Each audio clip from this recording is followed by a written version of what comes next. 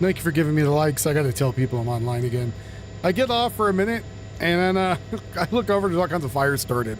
I'm like, all right, time to come back.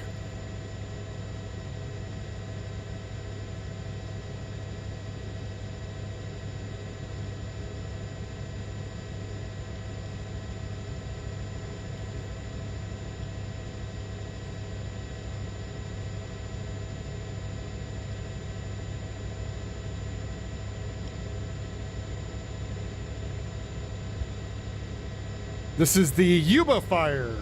Yuba fire.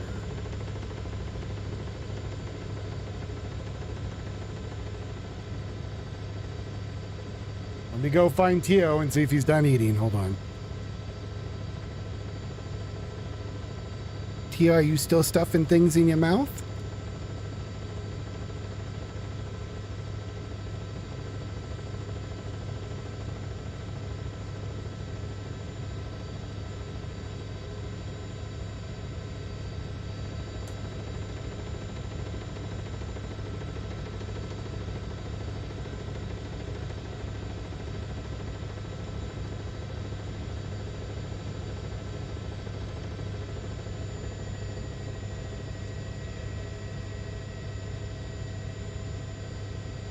Thank you. Thank you.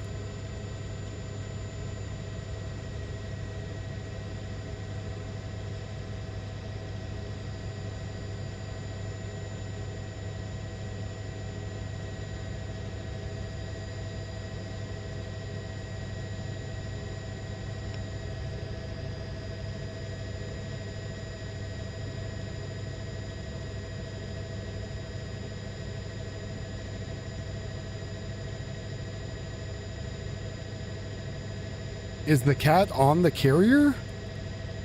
Like the aircraft carrier?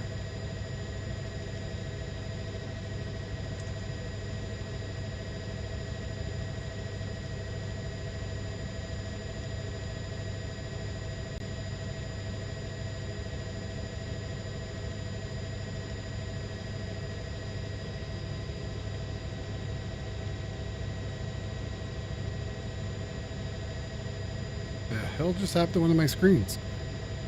No, she's not in the carrier. Why would she be in the carrier? I'm not evacing yet.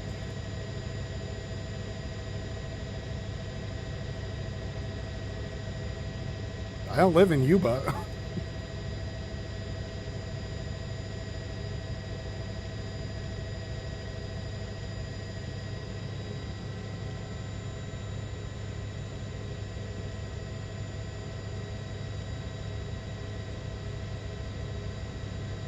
She hasn't been eating the carrier yet. Not until I evacuate. She's fine. She's actually over here yelling at us for something.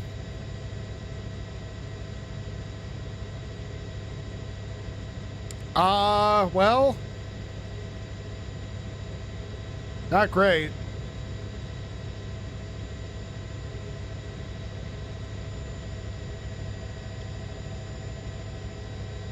The evac zone's 4 miles from me. Well, get ready. It's ready, set, go. Ready is 4 miles from me. Go is probably like 14 to 15 miles.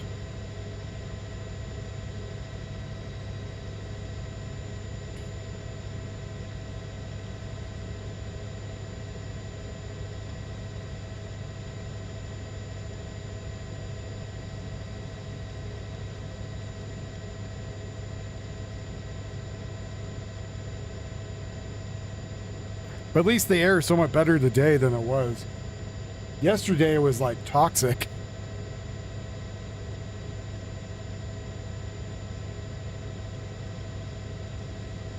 No, 4 miles from the level 1. So if it expands anymore, then I will be in it. But not yet. Looking all right for now. But the damn map updates so freaking slow.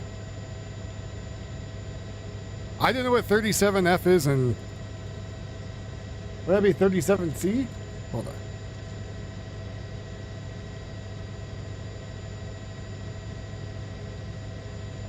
Oh, 98.6 degrees. The temperature of the human body. That's too hot. I like it to be a nice anywhere from 50 to 60.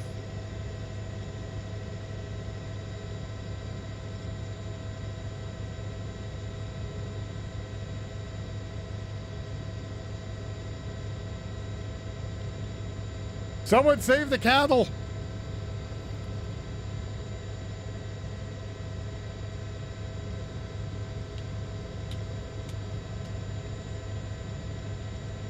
Yeah, it's too warm. I don't want to deal with that. No, thank you. No, thank you indeed.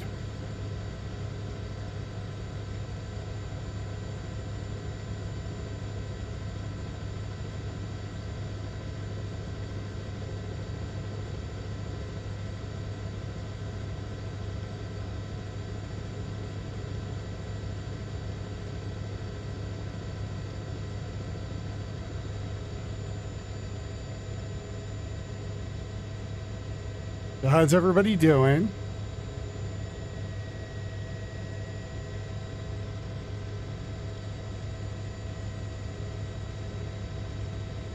Apparently people are surprised that even more stuff's coming out that Howard Stern's a giant douche. Don't know why this is news to anybody. Of course we got cows. We live on a cow farm.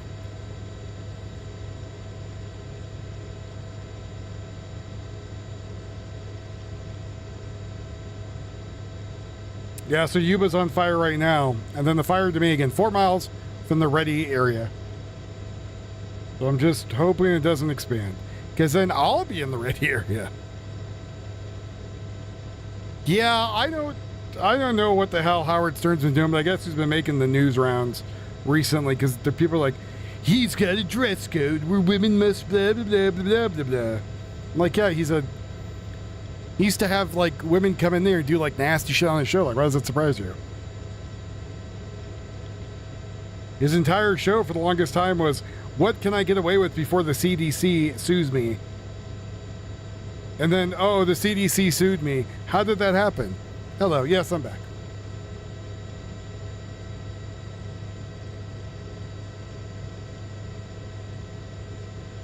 Your buses don't have any air conditioning? What the hell is that? Why does your country hate you?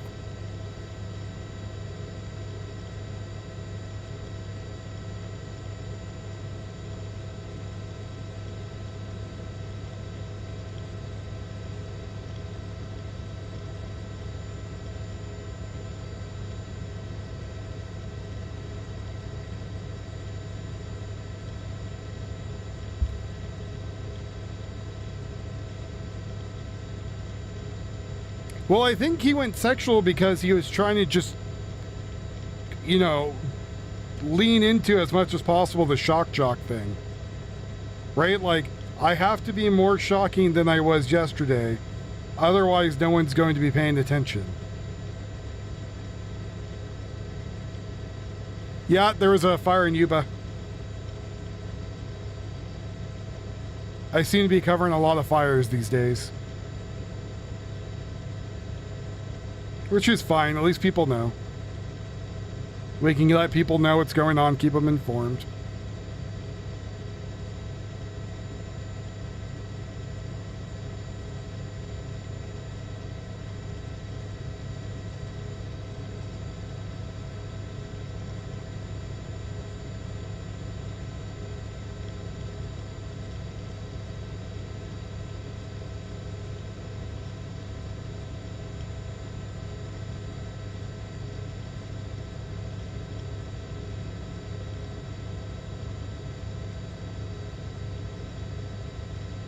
I'm starting to wonder if we don't have enough firefighters for the entire country. Feel like we might be getting a little shy on them these days. But back to Mr. Howard Stern, which I forgot what the hell his real name is. I don't think it's his real.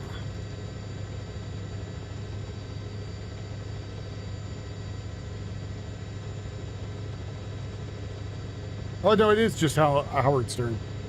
Never mind. I thought he had a fake name for some reason. But no, that's his real name. I was expecting, like, I don't know, something more Jewish. But he started just lean into the more sexual stuff because that is what people found shocking. So... And it wasn't funny anymore, just kind of awkward. Like, you know, I'll be driving on the street early morning and you start hearing, like, weird moans and shit. Like, this is weird. You know, looking at you like, what the hell are you doing, dude? Someone's poor house looks like caught up in the fire. Multiple vehicles look like they burned. Looks like 2 pickup trucks and 3 pickup trucks, maybe. An SUV and a minivan. Actually, 1, 2, 3, 4, 5, 6, like 8 cars in there? 9, 10? 10 vehicles in that area?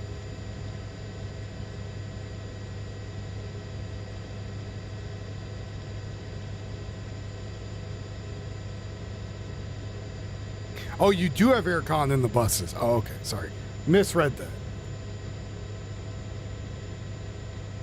I thought we were going to find out something like your country told you, like, you can't have air conditioning in the buses for some reason. Which wouldn't surprise me, unfortunately.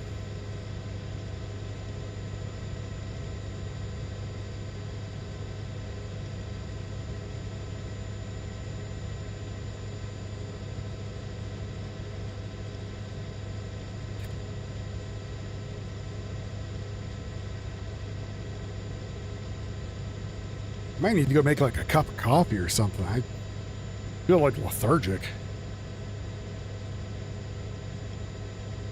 Fibromyalgia is not fun.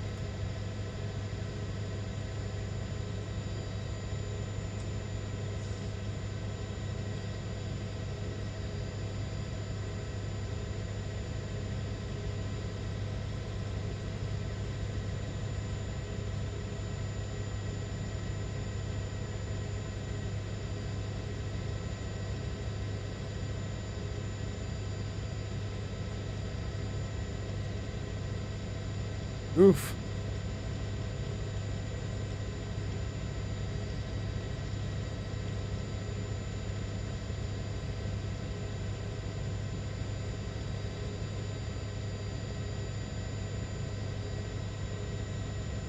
Looking at pictures of people who got some of their items back.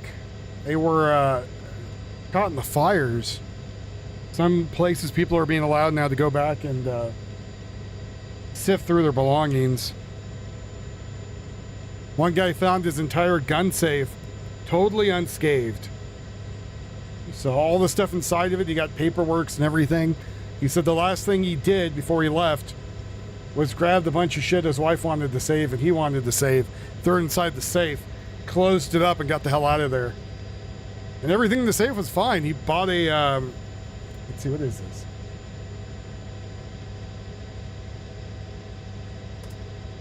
Let me guess so you can figure out what kind of safe this is.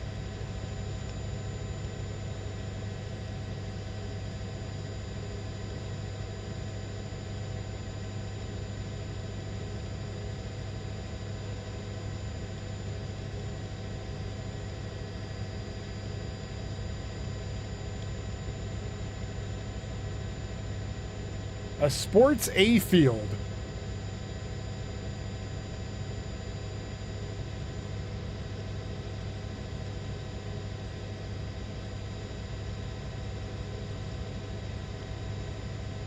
Oh, Trappers has them. It's a $4.7 million safe. $4,762. Oh, it's a Remington. Oh, okay.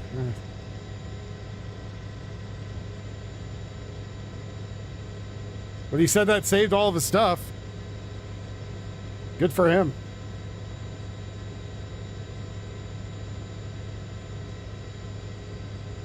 Holds 50 plus 8 plus what? There's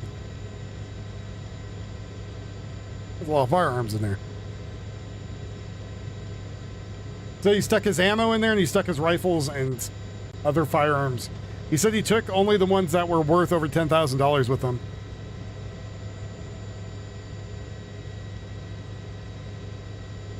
Good for him. I don't know about Washington. This is Yuba, I think, California.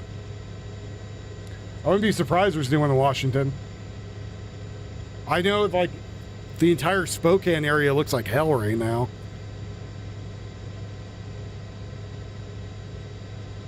Unless I'm mistaken, and Yuba is there.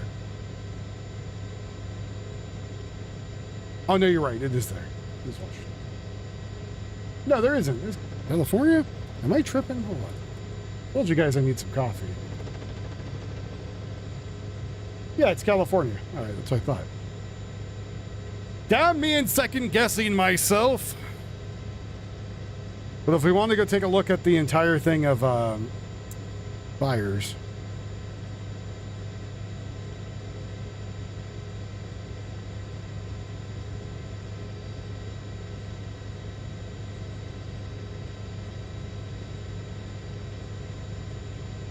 Huh.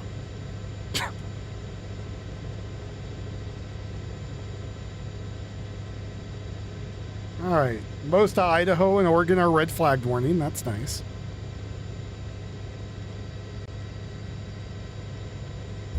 So those are all the fires up here.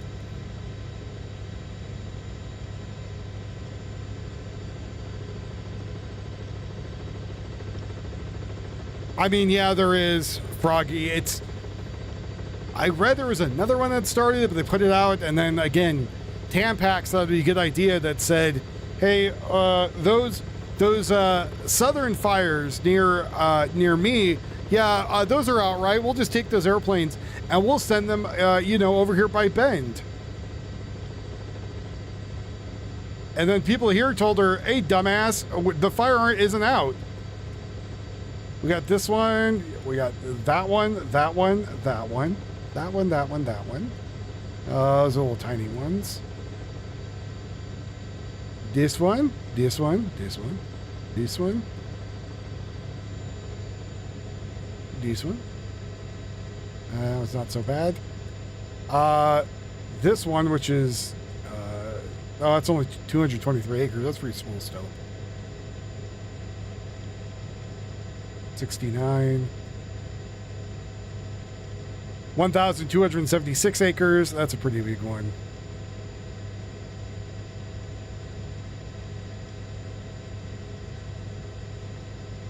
$153. That one's pretty big. 138 acres. This one's crossing into Canada. 1,300. 24,000. So I think Sasquatch might be a little pissed right now and be on fire.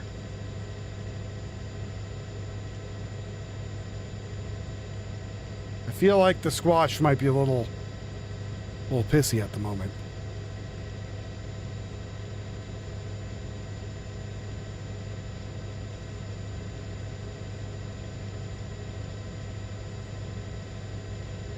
Good evening, Fire Captain.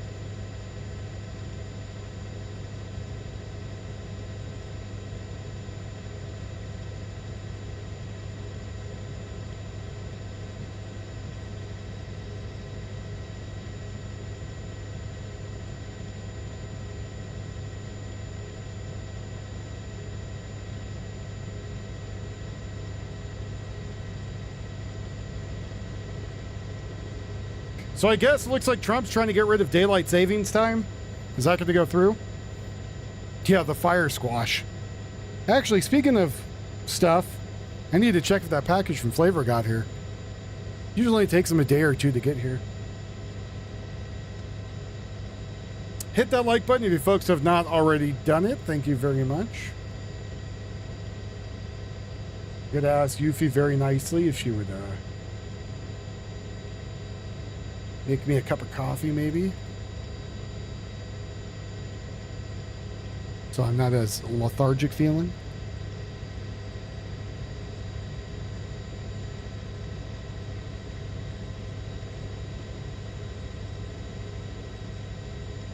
So I guess Cam Higsby and James O'Keefe went and showed how easy it was to go cheat in the middle of the elections if you're cover head to toe, right?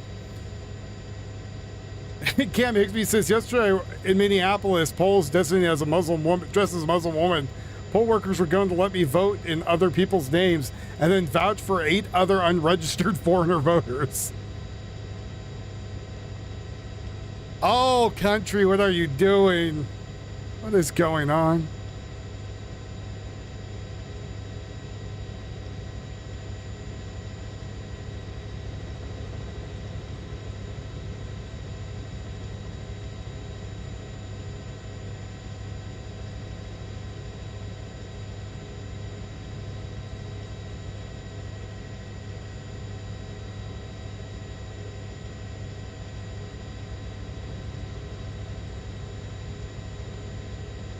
So I guess Elon Musk is trying to buy the United Kingdom.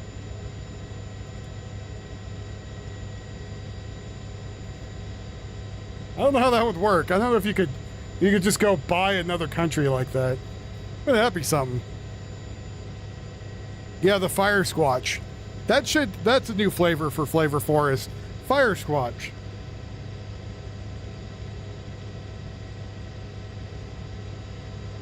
A nice smoky garlic powder.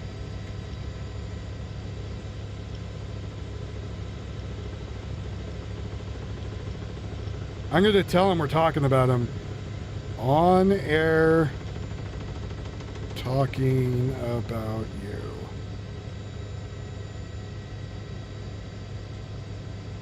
So we can get him in here.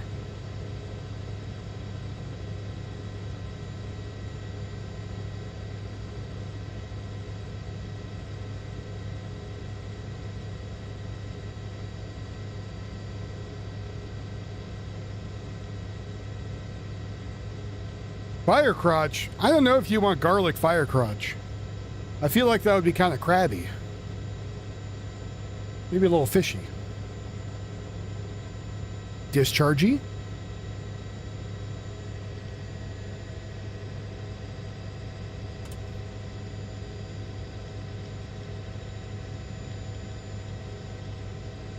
Fire squatch eau de toilette. Eau de toilette. Smells of smoked trout and a wet dog on fire.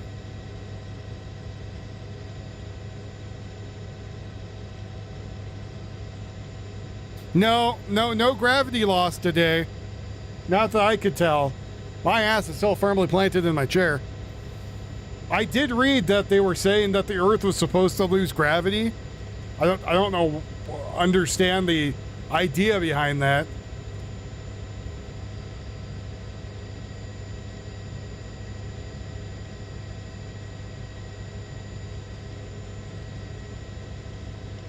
Does anyone ever like type something in your keyboard and your fingers aren't in the right spot and you look over what you typed and you're like, holy shit, that is way off than what I wanted.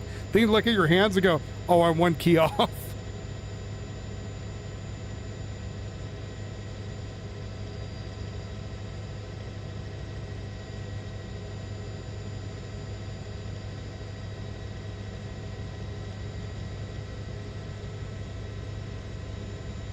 I read the Earth losing gravity today thing too. I'm just pulling it back up.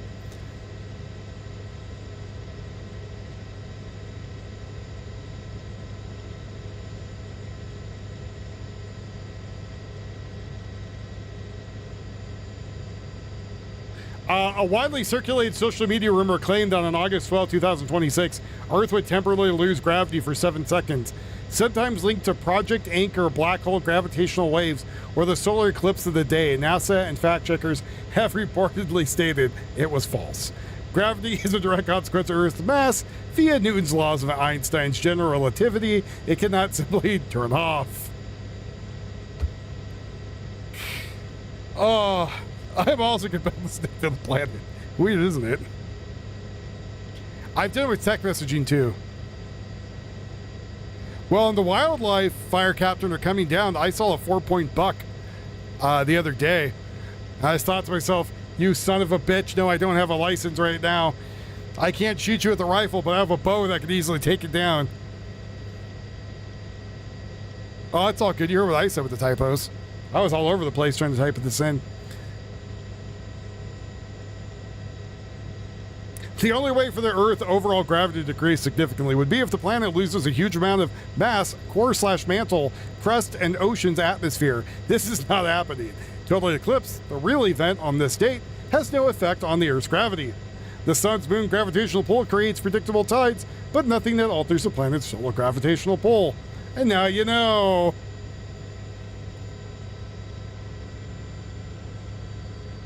I was apologizing for my own typing.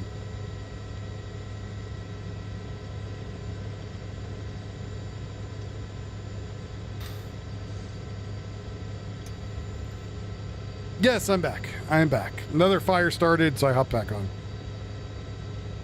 Like, the thing is, when I get off air, I'm usually just sitting here looking for news and reading stuff. Maybe playing a video game, but...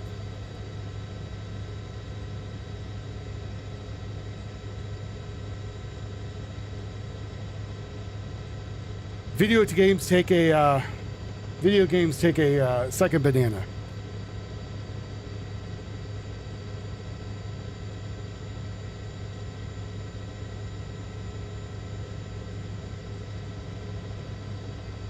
President Trump says that Medicaid will no longer fund gender transition surgeries or hormone treatments for minors.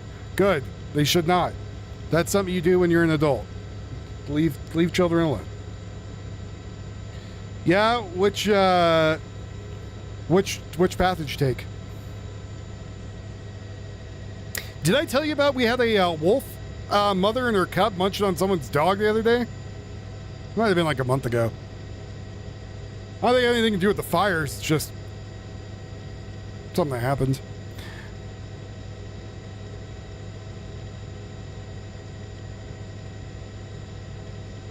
But wouldn't that add to more to the planet? Making more gravity? What's going on, Andrew? How you doing, buddy?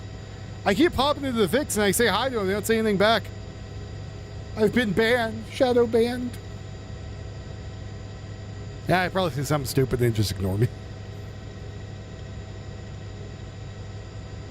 Well, so the difference is though, like, even with those meteors hitting, it would take a massive amount. And like a lot of stuff that hits us is comets, not just meteors, and they burn up in the atmosphere.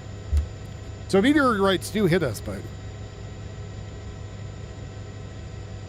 yes, wolf babies are called cubs. Or pups.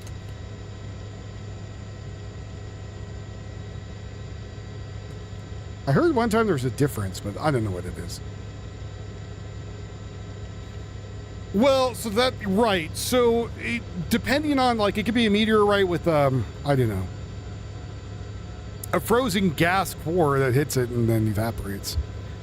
But even that tiny bit, I think it would take, I don't know, maybe like 100,000 years worth of them hitting to do anything. It's the best time because then you can see you lost weight the next day, horseman. Look how much I've lost weight, guys.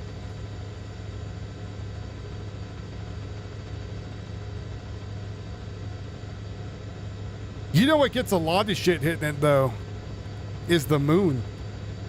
The dark side of the moon is pelted every day by tons of space debris. It's, you know, the silent night up there, just taking an ass whooping every day.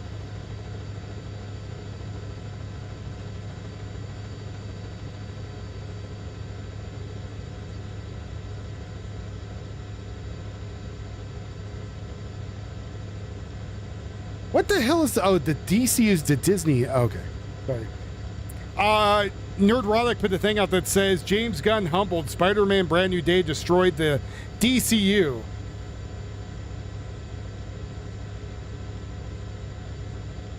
So I gotta go watch that later. That's right.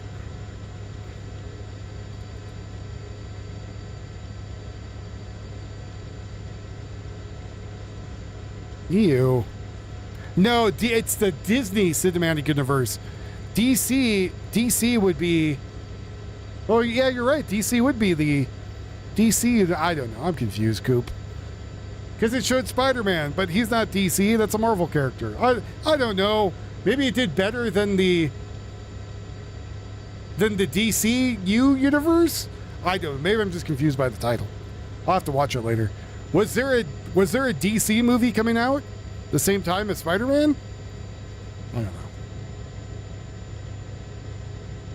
DC makes better cartoons, but Marvel makes better movies, I believe.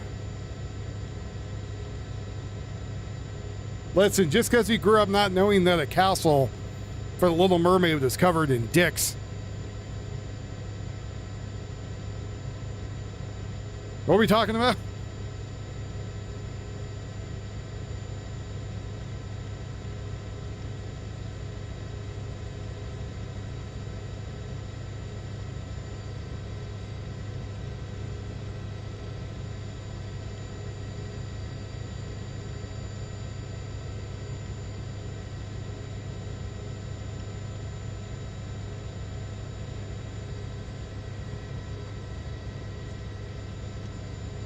You did. Y'all lost me at dicks.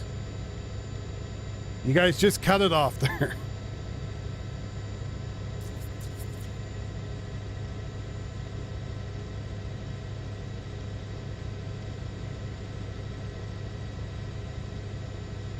DC had every chance to do adult superhero universe, the dark real universe. Nope, just want to make half-baked movies. Well, they started to with Batman, right? With the Nolan ones, didn't they try to go more of a darker tone where Batman was trained like a ninja? And like even the cartoons went kind of dark. At one point, what was it? They brainwashed Robin. They put a chip in Robin. Robin goes nuts, ends up shooting the Joker and kills him. That was in the cartoon.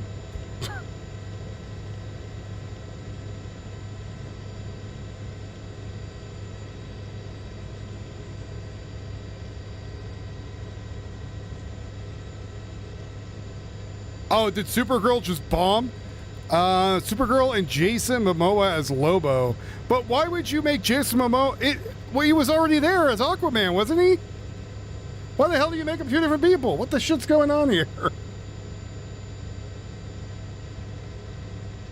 Well, Supergirl, they also tried to do the Every Woman, right? Like, they tried to make her look like the Every Woman is what they are trying to go for, like Kristen Stewart. I think that's her name. She looks like everybody. She can't, you know, movies are supposed to be larger than life.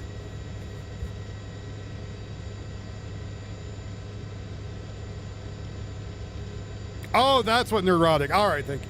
Now I understand what's going on. I gotcha. She's methy. Also, why did she have superpowers when she was not on Earth?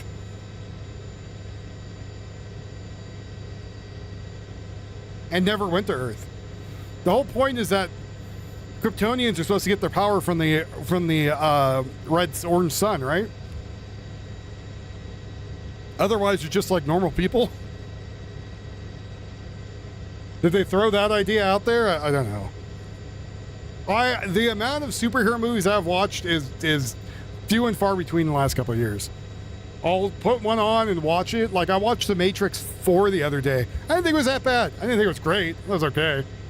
Mainly because I get to see my buddy's crotches right behind Neil Patrick Harris's head towards the end of the movie. So that's mostly all I watched it for. I was like, oh, look, there's my buddy's wiener.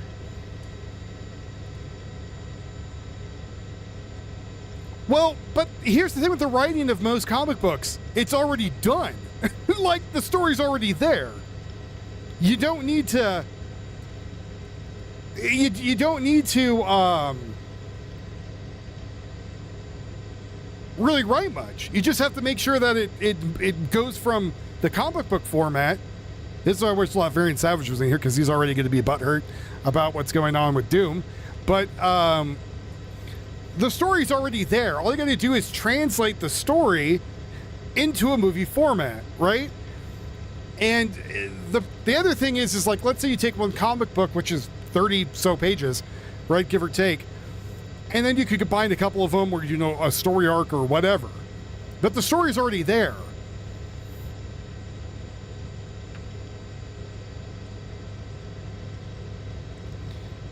Well, I mean, look, for most movies, sex scenes are not needed at all, right? And neither is nudity for most of the part. They're only doing that for a lot of the time because some director out there wanted to see some chicks' tits. But it's not really needed. Right, Doom should not be a movie. He should have been, you know, an overarching bad guy, right? Because he's or not even a bad guy, because he's not technically, Doom's not technically a bad guy either. He's a leader of a country.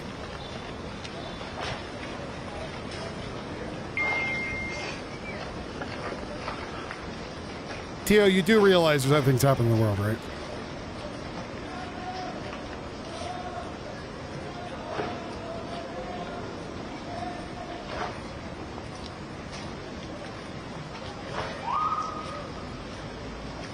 Now, again, I didn't say that it wasn't nice to have. I said it's not needed. There's a difference. Some people said He-Man was not that bad. It's just there's a lot of audience out there that doesn't want to watch it.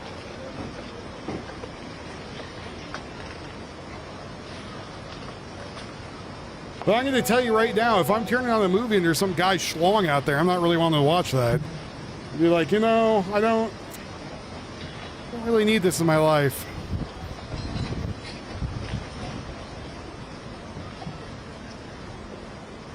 Doom shouldn't have been updated past Windows 93.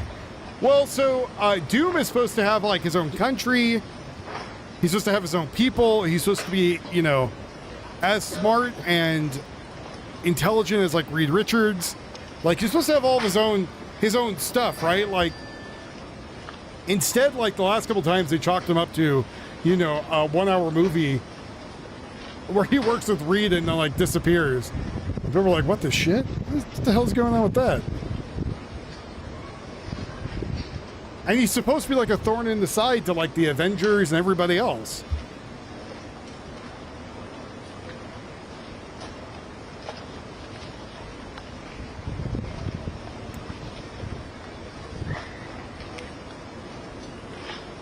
Same earthquake, still recovering people from Colombia.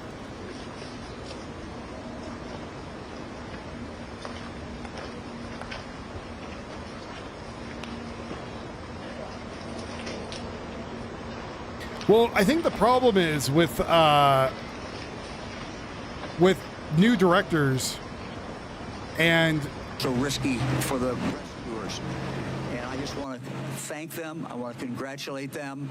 I guess Ohio's having severe weather. Have been hit exceedingly hard in a historic way. Yeah, does Dallas? Oh God. With water challenges, but this certainly is the worst. And the community has rallied, and the rescuers have rallied. And so all the police departments, the fire departments, but everyone did an absolutely phenomenal job. And I think that, you know, that story may never totally be told of the circumstances. Where did that come from? And what happened? I mean, I use AI to make dumbass music that I laugh about and my thumbnails, but where did that come from? And that's the type situation that we always worry most about. So this is a resilient. Well, that's Doomsday, not Doom from Marvel, but yes. And they will come back, as they always have come back. Our job is to try to help them figure out how to do that and to provide the assistance that we can. Well, and that's the thing, because Superman's supposed to be like a... It's being provided to people in the shelter, but the next step for the people in the shelter, of course, is they've lost their home. Some have lost absolutely everything. So we have people who have lost everything they have, absolutely everything. A horrible tragedy. Red Cross is there now. The Red Oh, Cross is in that the sucks, process Ruckus. of Yeah, I don't like working that. with the individual families.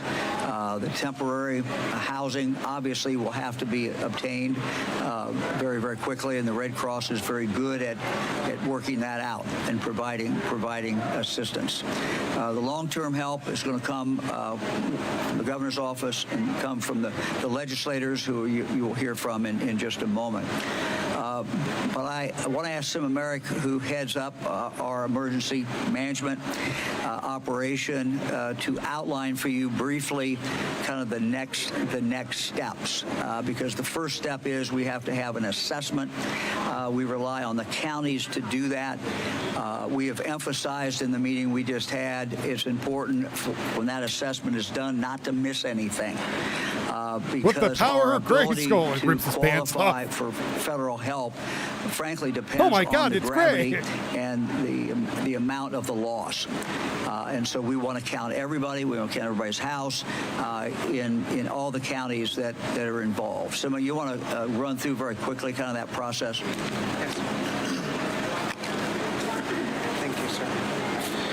Thank you, Governor. I'm Sima Merrick. I'm the Director of Emergency Management. One of the things the Governor Go would watch like Armitage. us to outline for you Or is Ghost the in the next Shell. steps on assistance and to help people maneuver Or through their what the short-term hell's the other one? recovery and then I move got a into great one long-term for you, recovery. Ruckus. Hold on. As we do that, 'Cause I what's almost spilled critically coffee on my own important crotch. is that we work with the counties, the townships, and assess the levels of damage to individuals and to local governments and public entities.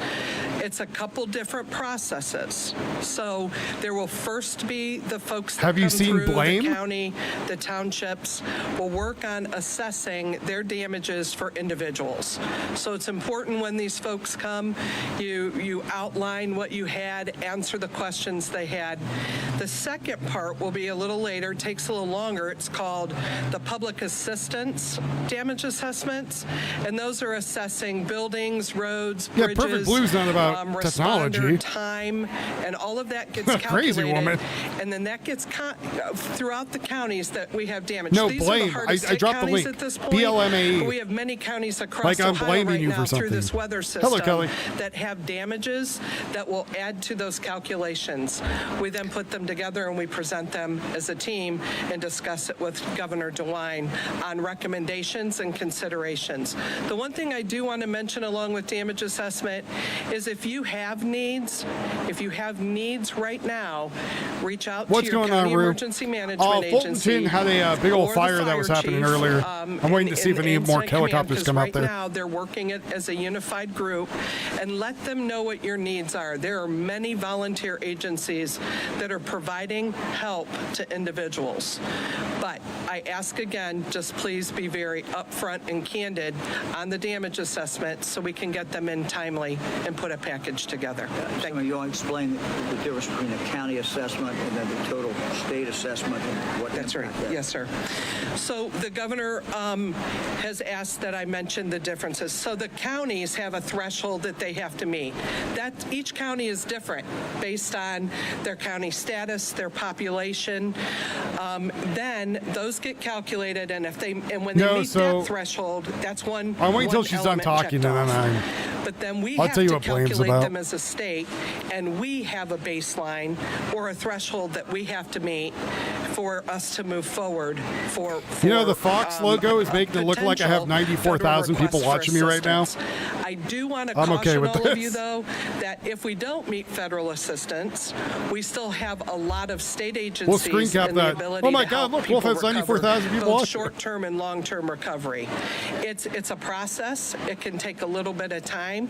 We will address the individual assessments first because that's people, and then second, we will look at those public assistance damages, which look at infrastructure, road, bridges, and governmental losses.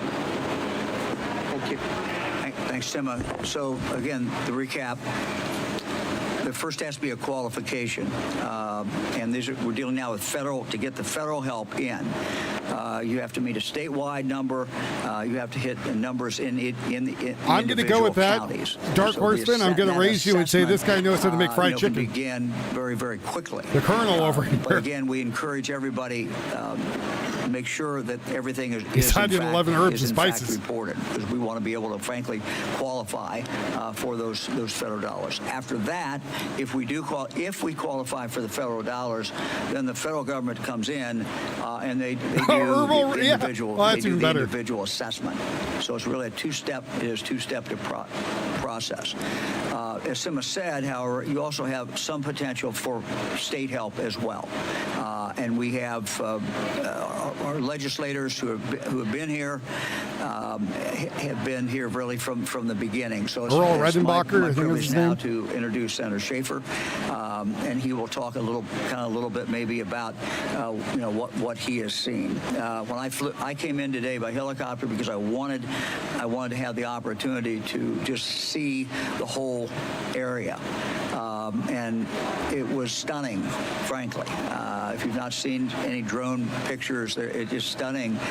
Orville Redenbacher, thank you. Drone pictures live the other day directly from emergency management. And of course, So really quickly, since they're just flapping their gums for a minute, Blame is about, it's an anime series where a machine takes over and just starts building and keeps building and building until it takes up the entire solar system. still see roads that are totally run over by water. The city is a gigantic megastructure occupying of what mostly used to be the solar system.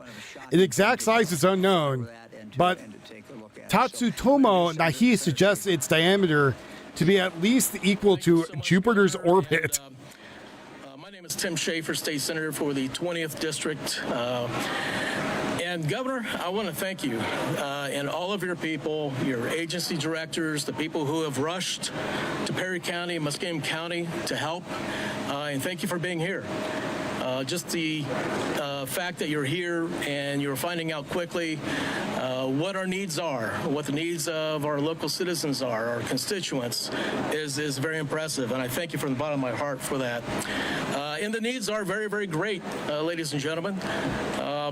I was talking to some families, 3 or 4 families that I encountered at the park over here as they arrived to access the emergency supplies, water, food, non-perishable food, cleaning supplies, health and beauty aids, things that we use and take for granted every day. They now have none of that except what's in our emergency shelter. So those families, as I talked to each one reflected the same thing. They say quietly and solemnly, I have a total loss. Our family has a total loss. House, belongings, everything. You're not talking about Ohio. Maybe they salvaged the vehicle. Maybe it's a borrowed vehicle. I don't know.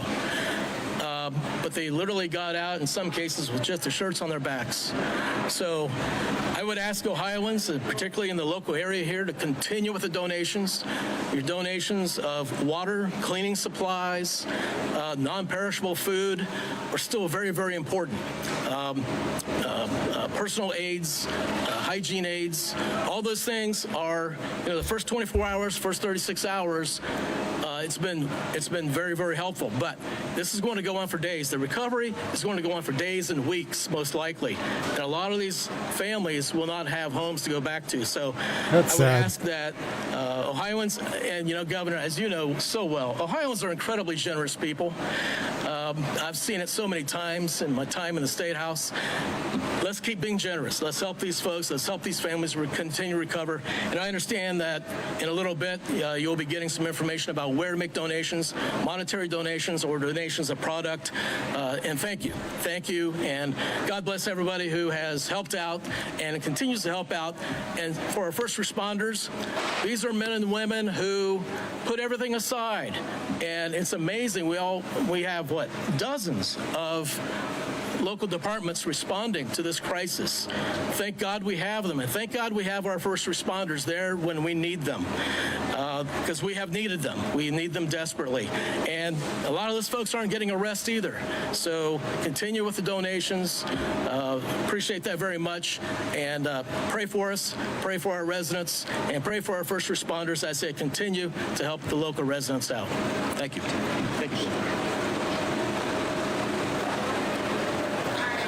State Representative Kevin Miller. I have the privilege of representing this area. I know you've heard it said by several of the other speakers, but I'm going to reiterate it because I think it's important. This just goes to show how important our first responders are, from our fire and EMS folks to our law enforcement that respond in these times of need.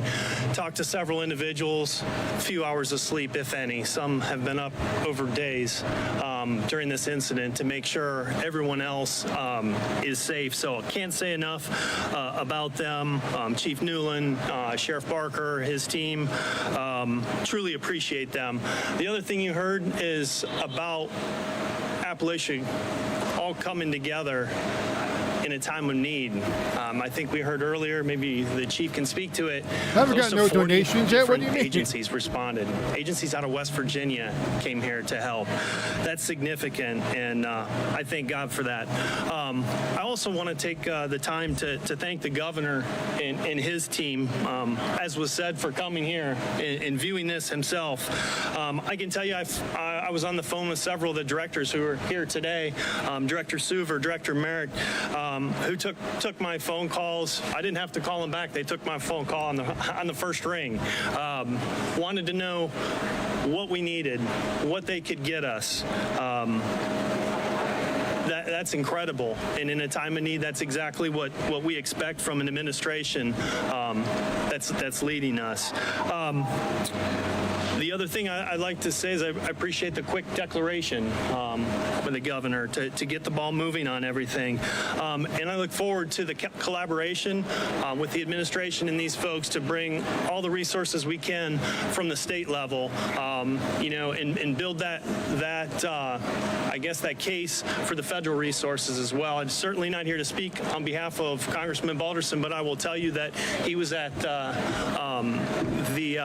Emergency Operations Center yesterday as well. So he's aware of what's taking place. Like I said, he was boots on the ground, and looking forward to work with him and our federal partners, to get all the resources that we can locally to the affected area. So thanks again, Governor.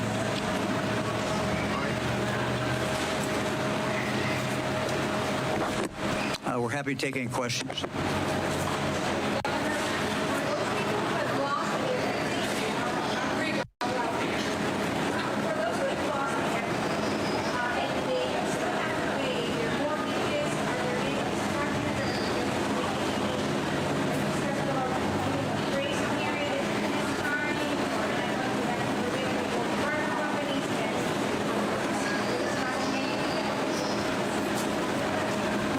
Well, there's been no discussion at this point. I mean, the idea when Red Cross comes in, not that they can do everything, but one of the first things they do is make an assessment of what exactly is going on with that individual.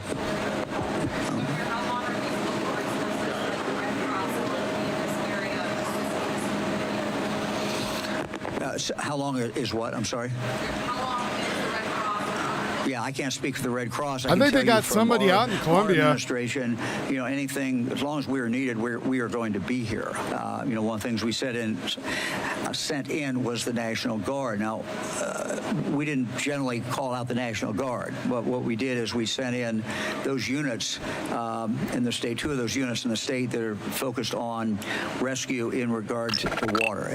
Now, we didn't know whether they're going to be used or not. Our concern was that it was going to continue to rain. And it was continuing to rain, you get more disaster, and they would have been needed. They were not actually needed, so now they're out doing traffic. And Darling has just tipped $10. We'll be here Ray as long as it's needed. Next. I don't know why I did that twice. As long as we are needed, whatever that is. Part of this is clean up Ohio Department of Transportation.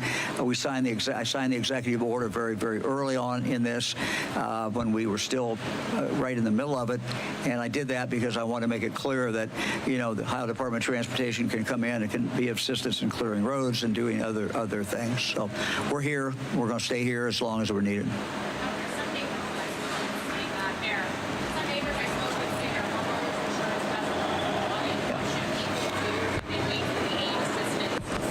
Well, look, I mean, I think that the consensus inside here at our discussion that we just had is that, most of them probably do not have flood insurance. And so, we don't know the number. But you know, there's a lot of people who have had a total loss. There's a lot of people who have had a very significant loss, and you guys estimated what? Some loss. What was our total? Anybody? 380. 380. That obviously includes the area. So that's a lot of people, a lot of households who've got very, very significant loss. Now, who else?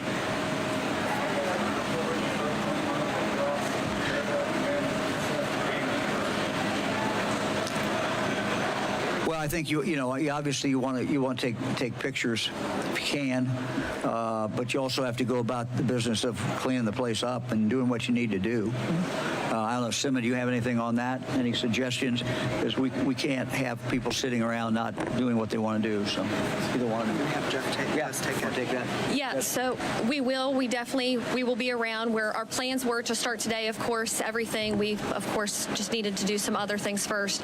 But tomorrow we have other county EMA directors coming in helping assist this. We'll be doing the damage assessments, but if you do start to do anything, please just make sure you do take some pictures, document. That's definitely what we will need because we need to accurately have everything. Identify, tell them. My name is Jessica Dodson Pierce, by the way. I am the Perry County EMA Director. I'm not sure if you can answer this, but how the challenges that are behind getting the power back? I know currently I spoke to AEP earlier. They are working very diligently to fix the power. I know they were possibly working on temporary, so hopefully very soon. Anybody else? Wanted to make sure we got in a little bit of the Q&A portion of this press conference earlier today. Ohio Governor DeWine and other local officials speaking on some of the weather that these Midwestern states have been dealing with. A live look at Cleveland on this Wednesday evening, about 8:10 on the East Coast. It's time to step away for a quick commercial break. A live look at the nation's capital. Live look at the nation's capital. Oh, Jesus. Get on here to watch a fire. The minute I get on for a few minutes, fire goes out. Getting annoying.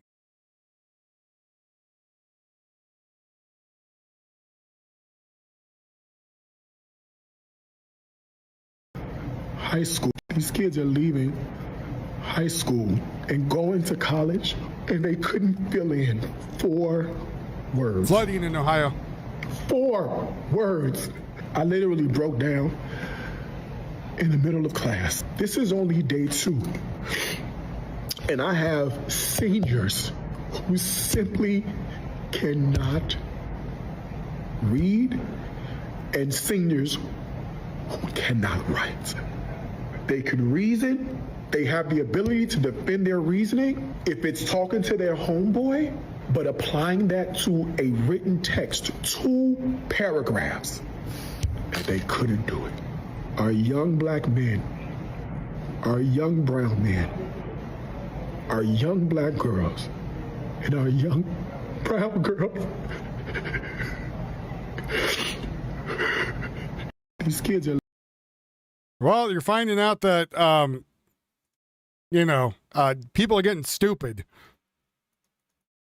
I have no idea.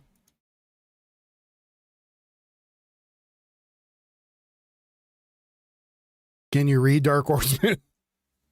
Well, here's the thing is that the Department of Education keeps asking for more money and not saying anything.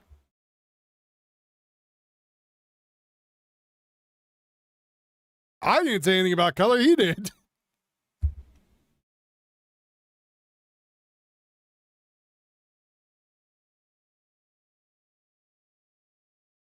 Well, the thing is that kids all over the country can't read or write. Oh, well, there you go.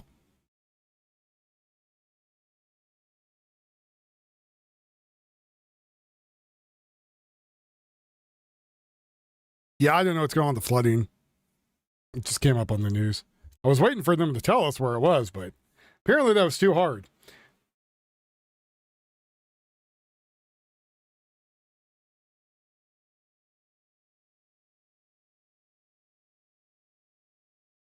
But currently, again, we're having kids that can't read or write. Radagaskar, did you, or Ruckus, not Radagaskar, wrong one. Ruckus, did you go look up that link I gave you? Talking about AI destroying, human beings because they didn't have the right genetic code.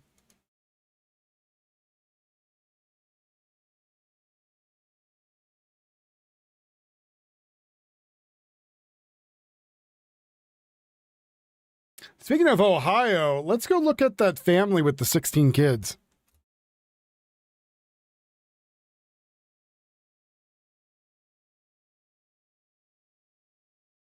You just said you watched the other ones.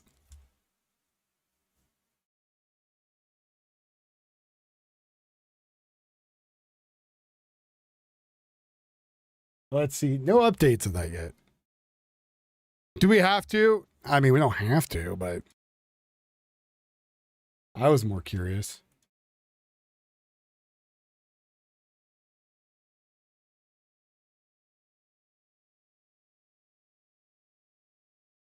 Kelly, that the GED goes up to 1,500. No, I'm just kidding. Only one sub. I didn't take a GED. I don't know what it is. And before somebody runs off with that, I got a high school diploma with a 4.0, but it seems like all 4 adults are back in jail now. The one that was currently out on medical bond got put back in jail. That's the only update that there is.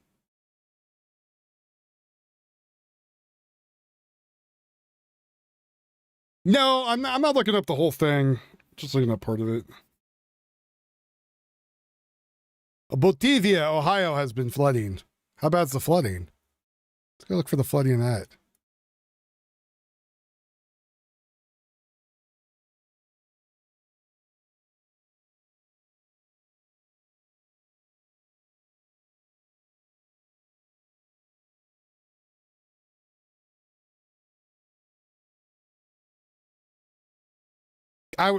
Kelly, I was kidding. I was just joking.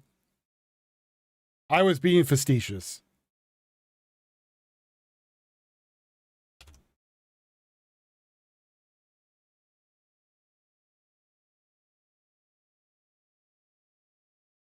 I don't wanna.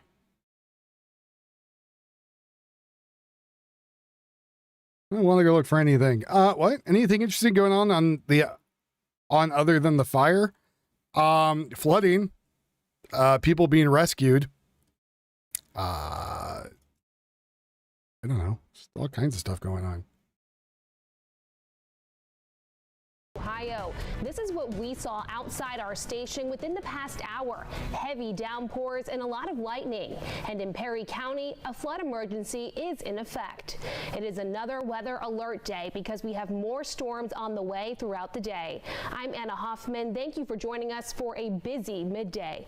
Storm Team 4 meteorologist Brian Still joins us now with the most accurate forecast. I was already pulling how up. much more rain are we expecting today? Anna, there are areas across central Ohio that have already been very saturated with rain, that have picked up already a couple of inches of rain already across central Ohio, and there are more rounds on the way with the severe weather threat that we're keeping an eye on right now. Even when this round exits, there's still plenty more to come as we go throughout the rest of the afternoon and evening. Right now, live Viper radar, at least here within the city, just showing a few light rain showers, not tracking so much as far as any thunderstorms go at the moment, but we're still keeping an eye on some strong to severe thunderstorms pushing their way off towards the east between Zanesville, Somerset, New Lexington. A lot of these have that destructive severe thunderstorm. You've been laid up. What the hell happened? Did you tell us what happened last time? Towards that I don't know.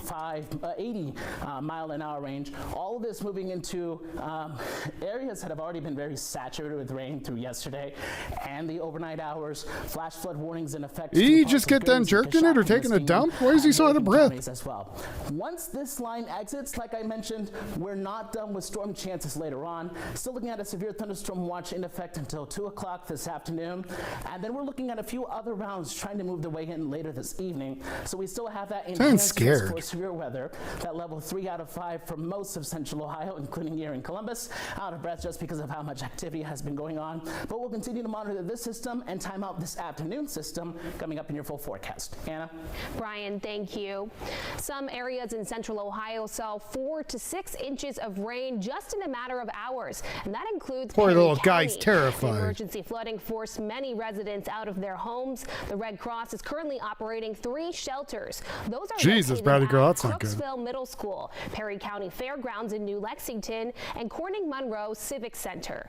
The Red Cross says anyone in need of assistance is welcome at one of those shelters. NBC4's Brett Mills joins us from Crooksville with the impact on the community there.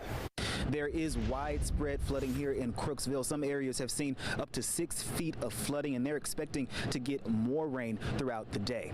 Now, according to Perry County EMA, all power has been cut off in Crooksville because of the substation being submerged. Damn. Officials tell me they have conducted over 35 raft rescues on one street alone. Several fire departments and water rescue teams from neighboring communities are helping in this I should effort, buy a raft just in Zanesville, case. Licking Township, and even West Virginia. Crooksville Middle School is now open for those seeking shelter, and we spoke with one woman who's lived in the area her whole life. She says that this flooding in this area has never been this bad, and it's a complete shock. It breaks my heart, and it makes me nervous and makes me even think, yeah, my house is on higher ground and I'm okay right now, but what happens in the next couple hours? Like, what do I need to do? What do we need to do to make sure that we're taking care of ourselves and being smart? No injuries or deaths have been reported at this time, and officials are urging everyone to stay inside and away from the high water. Local for you, I'm Brett Mills, NBC4. And this is new video taken in Franklin County. This is on Olentangy River Road and Ackerman Road, just down the street from our station. You can see a big tree and several branches across the roadway. Those vehicles are maneuvering around the I got my own. through. Power is But also out mine's in my this area. back. The stoplights are not working. A reminder to treat that as a 4-way stop. More than 107,000 AEP Ohio customers remain in the dark after several hours of heavy rain and storms. The counties most affected are Franklin, Fairfield, and Licking. Right now, over 83,000 are without power in Franklin. Crews have been working nonstop to get the power on. You can track all of the severe weather in our area with the Storm Team 4 weather app. Just search. Right now, severe weather is moving through central Ohio. This is what we saw outside That's not the our video I station wanted. within the past hour. Heavy downpours and a lot of That's what we just lightning. had. And in Perry County, a flood emergency is in effect. It is another weather alert day because we have more. You could put wheels on it just in case too, you know. After the water comes down, you might need to move it. It's got wheels, just pull it. So that's the substation that is flooded.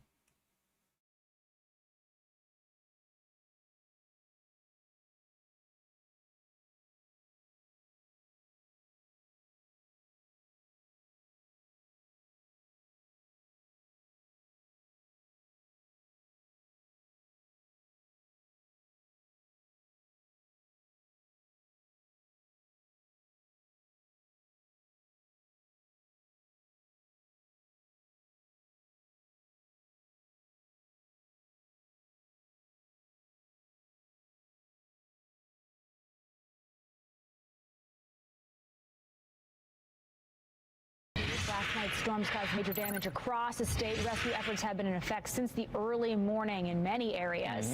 We have team coverage for you tonight in the communities hit the hardest, but we start tonight with News 8's Dante Stanton, where some of the worst flooding we've seen is in Wayne County. Dante.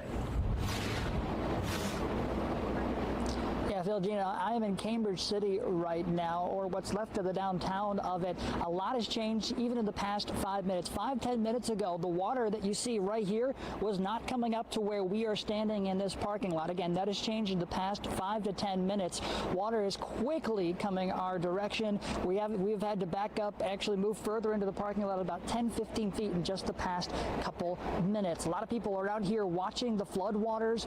They are going back into the downtown downtown area basically as far as the eye can see. Homes are flooded, cars are completely turned over or engulfed in flooding. My shoes are actually getting covered in water right now as well, in the same spot that was completely dry about 45 seconds ago. The water is coming in, and it is coming in. Yeah, Brad, your girl's a good idea. EMA does not have an exact number on the amount of water rescues that they've made today, but I didn't even get to go camping because of the fires. My fiance called me. So I was a little bit peeved at that. Packing a bag and to get ready to get out of the house, and when I looked out of the window, I saw my fence floating past my window. Carly Fry tells us the floodwaters came on like a hurricane. Homes, cars, businesses washed away in a matter of hours. What's worse, this was supposed to be a special day. We have 3 kids. My daughter is about to be 1 in 10 days. I have a 6-year-old and I have a 3-year-old. It was supposed to be their first day of school. Fry and her 3 children were one of the many groups stranded just off Main Street in Cambridge City and had to be rescued by boat. They got a little scared when they saw the water coming through the vents of the floor and seeping in through the doors and stuff. They got really scared, but we got them out. We were rescued by a boat. The boat drove right up to our front door, pulled us out. The Gregory family also had to be rescued. Their basement was already washed away by the time they reached the boats. Basement was it was flooding pretty good. But it's not washed away, it's just flooded. A couple years ago, and it's like overflown. Washed away means the basement went the other direction. It washed away from your house. You know, the hard part was done, but then all of a sudden you look over and it's, you know, we didn't even realize it was Yeah, when it crushed you if you're in there. Vandalia Street near downtown lost to the floods as well. Some homes no longer visible, buried beneath the water. Everybody's house back here is completely submerged. We actually rescued some lady across the street. Her house, this is her car right here underwater. It has never been this bad. I've lived here since 2009, and I've never seen it get this bad. Let's take a look right now. We actually have a rescue boat that is headed back out there. It's created some waves and is completely, not completely, but almost completely engulfed this parking lot. Rescue boat moving out there into the middle of the street. Again, this is Main Street headed into Cambridge City that these boats are driving on right now. Them coming through here has created waves. You take a look at the parking lot that we're in. I'm up almost through the middle of my shoes right now in the parking lot full of water. This is downtown. There's a car over here on this side as well. That has been submerged for hours since I got here around 11:30 this morning. Worse because of that second. Small waves coming into the parking lot here in Cambridge City. Still a lot of cleanup to be done and still a lot of apparently water rescues to go. Reporting live in Cambridge City, Dante Stanton for Wish TV and WishTV.com. All right, Dante, thank you very much for this break for those folks. My goodness. Out in Henry County now, where heavy flooding is causing dangerous conditions there, with a travel warning in place now. Wish TV's Justin Razavi joining us now live with a closer look at the conditions there. Justin. Good evening, Phil. Well, in the hour since I last talked to you, the rainfall has ended. However, the National Weather Service has issued a flash flood warning for Henry County through 10:45 p.m. tonight, and that's because of conditions like this road behind me submerged in water. Henry County officials are explicitly asking people to not travel right now due to the numerous flooded roads in the area just like this. So we have made multiple, both city police officers and county sheriff's deputies. We've had to make multiple water rescues of individuals attempting to drive through flooded roadways, stalling out and permanently damaging a lot of their vehicles. Travel very difficult in Henry County on Wednesday. Driving through the area, our crew saw more roads with standing water than we could count, and we had to make several detours due to impassable roads. At East Dublin Pike near New Lisbon, portions of the road were completely covered in several inches of water, while at nearby South County Road 450 East, part of the road collapsed while nearby crops were waterlogged. And a section of Riley Road in Newcastle collapsed, exposing a deep well of water under the street. At one point, we saw a car halfway submerged in the water, an act of cautionary tale for anyone attempting to traverse these roads. Newcastle's mayor urging people to stay inside. Stay inside. There's no reason to be outside right now. You don't need to go shopping. You don't need to get out. So hunker down, stay in. Now, Newcastle police also tell me that they're getting calls from people asking to be evacuated from their homes. They tell me the safest place to be right now is inside your home, and if floodwaters do enter your home, to seek higher ground. If you're not able to seek higher ground within your home, then you can call police and they will assist with evacuation. I'm Justin Razavi for Wish TV and WishTV.com. Justin, thank you. In Lake County, Governor Mike Braun took a first-hand look at some of the damage stretching into Hammond, coordinating with first responders there on the state's severe weather response. Tim Spears joins us after hearing from the governor. Tim. Governor Mike Braun said after seeing some of the damage for himself, he expects to declare a statewide emergency. Here in Hammond, Homeland Security says Tuesday's storms knocked out about 95% of the power in Lake County. So anything that's requiring electricity, you're going to have to think through it. After driving through storm damage on the way to Hammond, Governor Mike Braun has the National Guard on standby, ready to speed up cleanup if needed. Just down the road, a line of cars stretch into the street. Some waiting more than an hour to fill up on gas at one of the few stations with power. Others hoping to get enough to fill a generator to keep their refrigerator running. I'm doing this so I can make my way back and get some, to get some food in the house and get some a little power.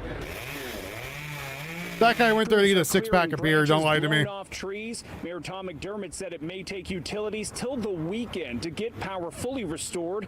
Governor Braun asking Hoosiers to help where they can. Stay communicative.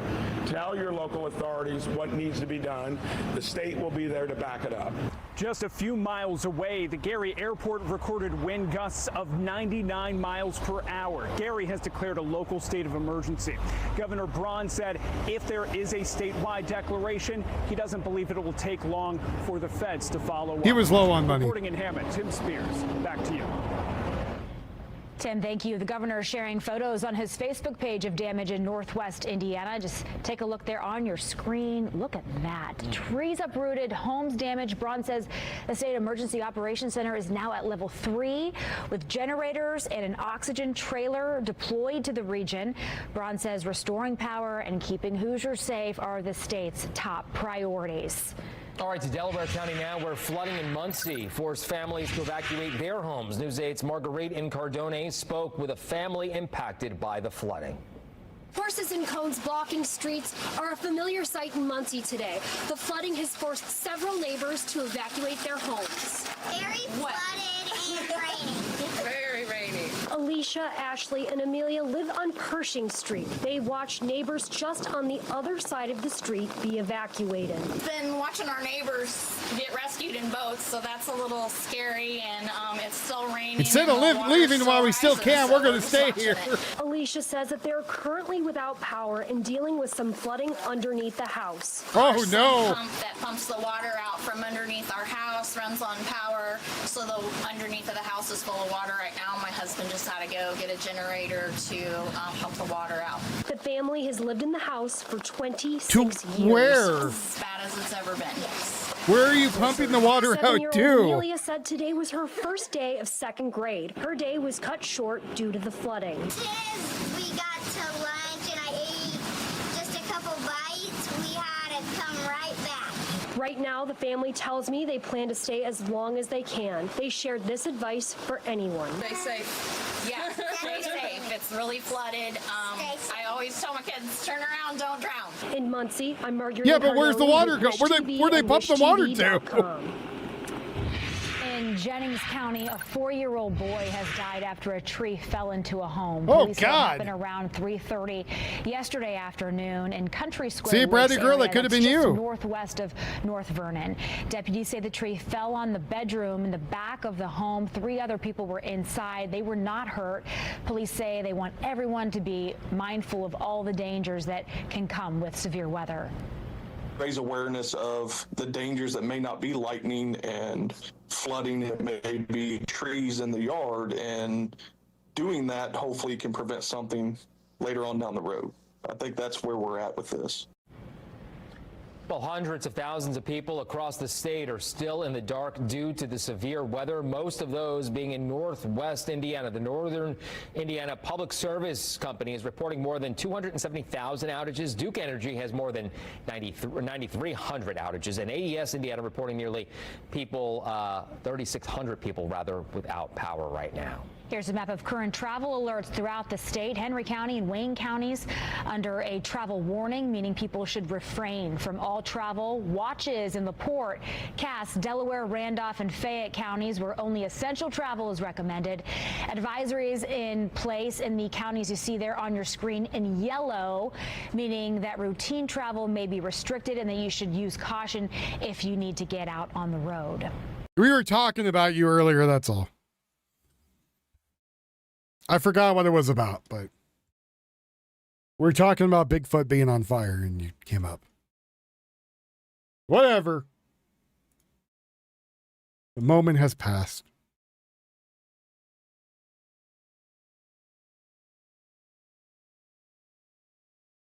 You know, I remember it, I would tell you.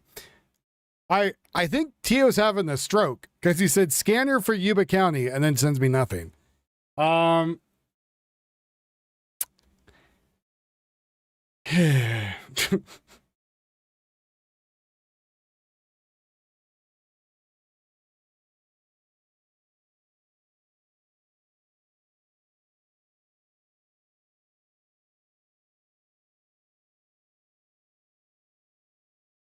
Day. We begin this afternoon at 4 o'clock with a look at the flash floods in Muncie, one of the hardest hit areas of East Central Indiana. Voluntary evacuation orders are in place as the fire department there continues water rescues. We have seen one after the other all day long. Good afternoon. Thanks for joining us here on 13 News. I'm Dustin Grove. And I'm Anne-Marie in for Felicia, who has the day off today. Our top story as we start this afternoon is this widespread flooding all across central Indiana as we have more rain in our forecast. So for you tonight, we have comprehensive live team coverage. Rich Nye, north in Muncie. Jenna Webster, east in Cambridge City, out in Wayne County. Ella Rhodes, live here in Indianapolis. And we kick off our coverage with our meteorologist, Sean Ash. A very busy afternoon for him, tracking these waves of the system all day. Well, look, this all started, I mean, if you want to go back to midnight, and, of course, we had the rounds of storms yesterday, but Rob made the handoff to Matt early in the morning. Matt and Lindsay were following this throughout sunrise, carried into the middle part of the day. I usually don't start with a big national map, but I want to in this particular situation, just so you can get a scope. This is estimated rainfall over the last 24 hours.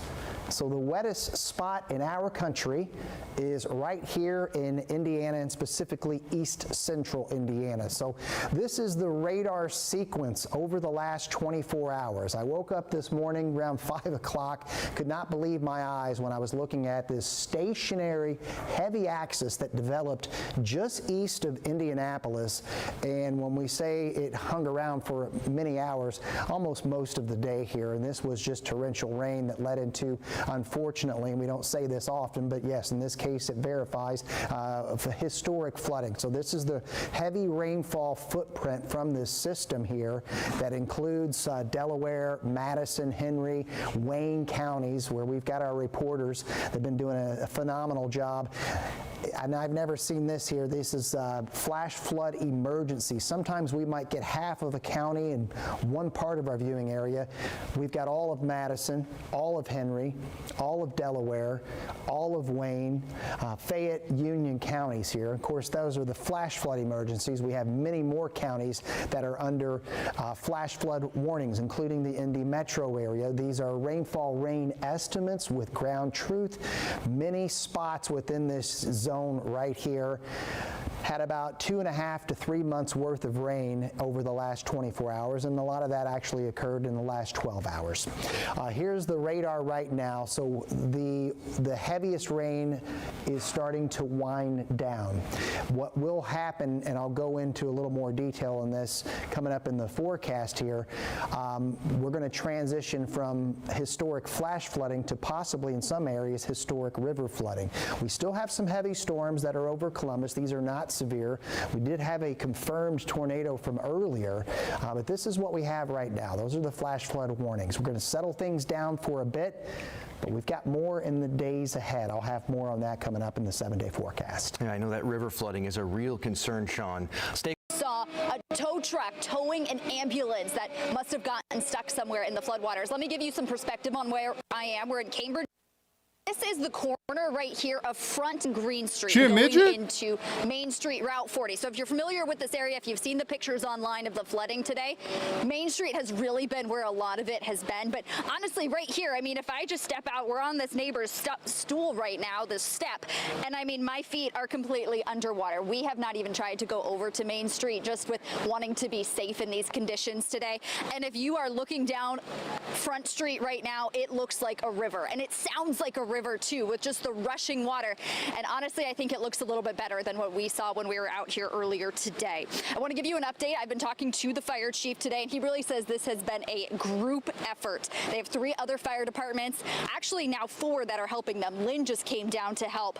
Wayne County EMA is here. They've got Reed Ambulance, and the DNR is responding. DNR has boats that's been helping rescue people where the fire trucks Do not can't resuscitate. get. I just checked in with the Cambridge City Fire Department. They're estimating they're at about 40 to 50 rescues today. They're actually out on 3 right now. So those are rescuing people from their homes with the boats like DNR is doing. That's also helping people that have been stranded in their cars. That's as we were coming into Cambridge City. There were some areas where the roads were closed, where we saw some cars that were just left behind. We saw one person getting helped out of their car. You can see this. Yeah, last time I heard he was almost done with it. Going out on a rescue right now, and when they come But he's through been here, traveling a lot for it's work. like waves in the ocean. That's how much standing water is here. They've actually had to evacuate. In fact, I texted him. I haven't heard back from him their in homes. a couple The fire days. chief asks everyone, hey, just please But be yeah, he got patient. more propane. They're I think he was doing almost the done best with that it. they can. Now we want to check in on Rich Nye, who is in Muncie, where we've had dramatic images and rescues all day. Yeah, we've seen dozens of water rescues and upwards of like 50 evacuations within a 5x5 block area on the southwest part of the city. Rich, are you there? What can you tell us?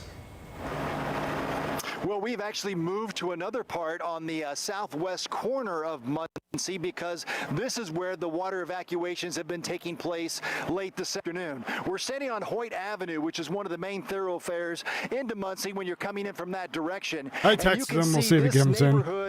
These line of houses along Hoyt Avenue is completely yard flooded, and the water right up to their front doors. In some cases, the water has gone into their houses. And we've just in the last half hour seen 2 or 3 different rescues here at houses in this neighborhood. There are still some folks in these houses. Now, let me take you downtown. This is at 17th and Vine Street in Muncie, where water evacuations took place throughout the day. This is an area where a 5x5 block of homes and streets were flooded. Lots of people evacuated from those homes with their pets, with their families, in an area that has flooded most recently about a month ago, but never like this before. And I talked to some of those residents who just got out. I looked on the phone, I looked and I saw water. And then my fan gurgled, so I got my fan pulled and I had to go out, and the water was starting to rise, and within a matter of 30 minutes I already had 6 inches in the house because it was rising that quick. How do you handle this? I'm trying to rely on my faith, believe it or not, and I'm a minister, and I'll be honest with you, it's even hard for me. I mean, this challenges everyone. God gave you the ability to get a boat. Big challenge for the Muncie Fire Hey, Department Brittany, how you doing, buddy? for all these folks who have been impacted by this rain, which has finally let up. We're getting just another break, and now I'm getting a message on my phone telling me that this flash flood warning has been extended until 10:15 tonight in this Delaware County area, where if the roads are not rain covered or water covered like this, many of them are actually impassable. Again, we're on Hoyt Avenue. Spanx Honda Civic can't get through it, but water evacuations are taking place late this afternoon. And And your heart just goes out to those people. We've seen them being rescued, other people walking on their own with nothing more than a backpack, and some of them carrying their pets, right, trying to figure out where they're going to go and how long they'll be out. Right, and then they see the forecast that more rain is headed this way. It's got to be very discouraging. So that's Rich reporting Delaware County. Of course, he was standing in the middle of the roadway, and that's just a little bit of a signal of all the impact that the rain is having on travel and roads across central Indiana. In fact, right now, nearly a dozen counties are under some sort of a travel advisory. So the one there in I don't red, know that's anything Henry about Chud the County. Builder. That's a I have level no 1 idea. warning. That means that people are asked to stay off the roads altogether there. Wayne and Fayette counties now under an orange alert. That means essential travel only on the roadways. And then there are also several counties up in the northwestern part of the state. They're under travel warnings all because of the damaging wind and the storms that came through the area and impacted travel as early as yesterday. Are people saying he shot himself? Honestly, I didn't even know who the hell the dude was until all the stuff happened. Look, Starbucks is completely flooded. It says he's got a GPS monitor on him and he's under house arrest. Have been sending us incredible video of this flash flooding all day long. This That's is from it. Gas City in Grant County, not far from the I-69 interchange. If you're He had to get 10 familiar with different that bail area, you bondsmen can to see each cover the entire 100,000. intersection flooded. One of many intersections flooded, many shut as well. And then there's this one in Newcastle, where homes were That's all I know. evacuated, cars That's all I know about him. submerged, and roads washed No, 3 out hours like ago, that people one. said he's on house This arrest. giant sinkhole opened up today during the historic rainfall. And coming up at 4:30, we'll have reaction to the flash flooding from neighbors and the mayor there in that community as well.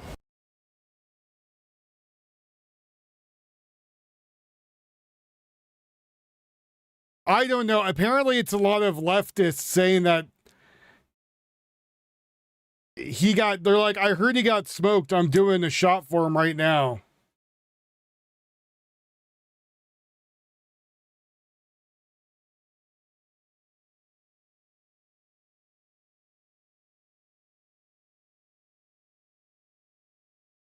So I don't know if that's true or not.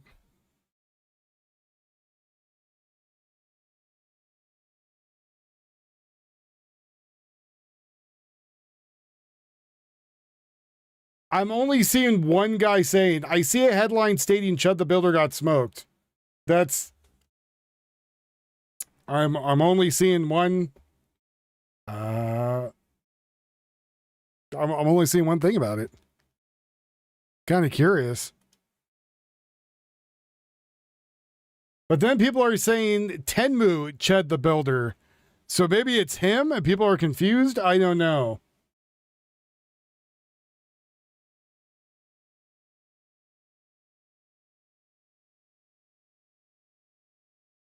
I don't know. I don't know much about the dude. I'm looking right now for it though. So that was 20 minutes ago. Let's see. That's the robot.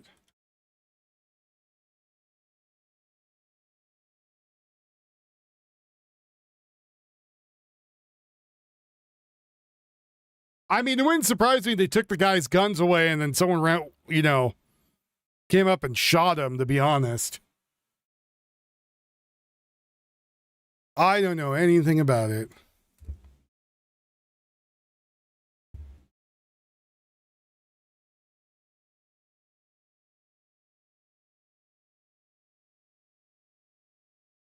What? Hold on.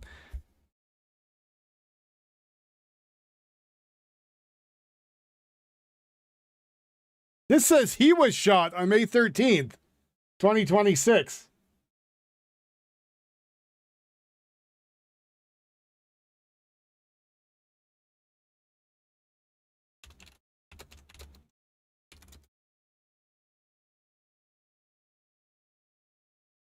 I'm curious now.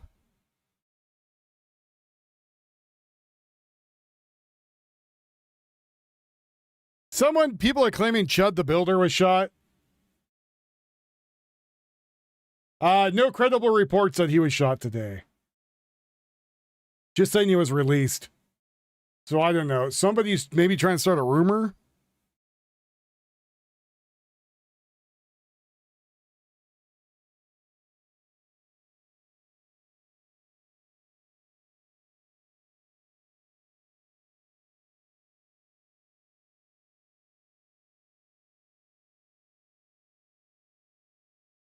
Yeah, I've only seen one guy say it, and that was 22 minutes ago.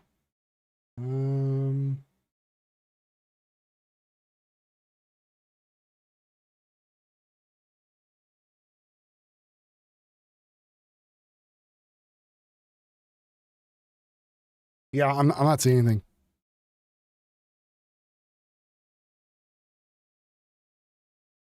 Again, Dextro, I think, would have put out something by that if it was true. Because he already put out that when Chud the Builder got out with an ankle monitor 3 hours ago. But I'm not seeing anything.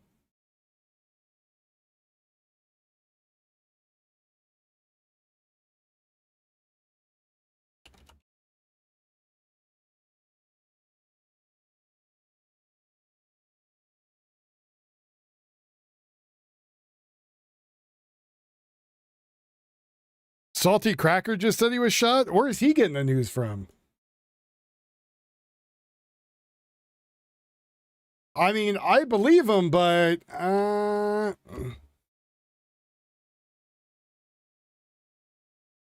don't know, man. I'd have to gotta see the news. That's what I'm saying. Like, I don't know.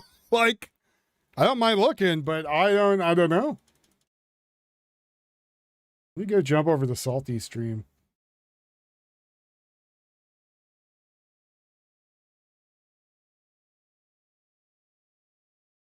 Salty's looking at some woman.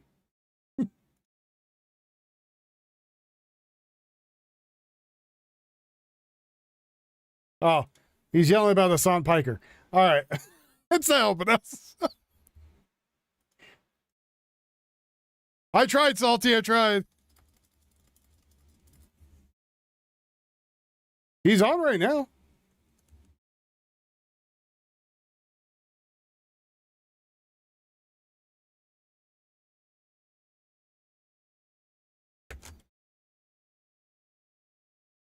That's why I was surprised.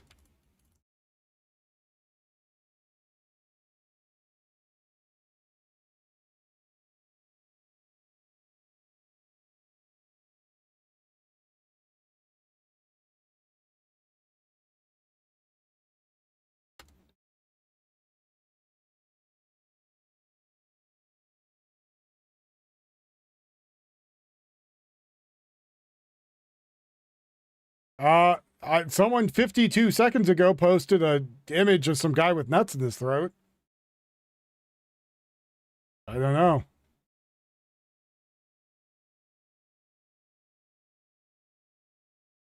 Bunch of really racist posts come up when you type in his name, though.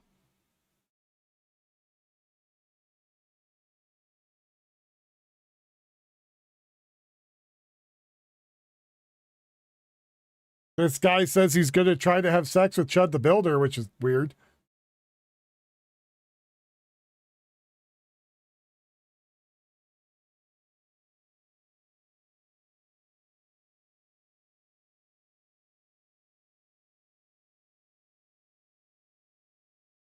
Somebody 17 minutes ago said, I can't wait to see you get murked on live, lol.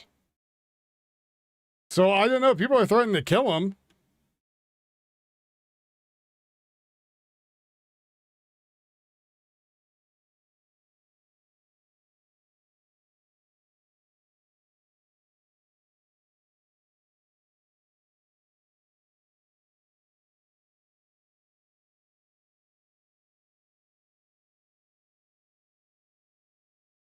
So, I mean, he's got a lot of death threats against him. I don't know if anything's happened, but he's got a hell of a lot of death threats against him.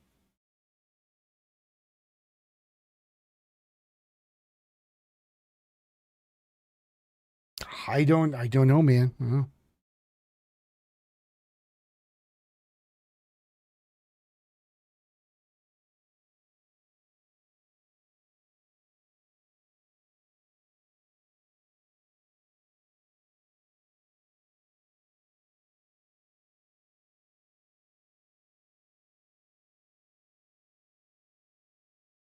Yeah, I feel like it would be top headlines if he was really shot, but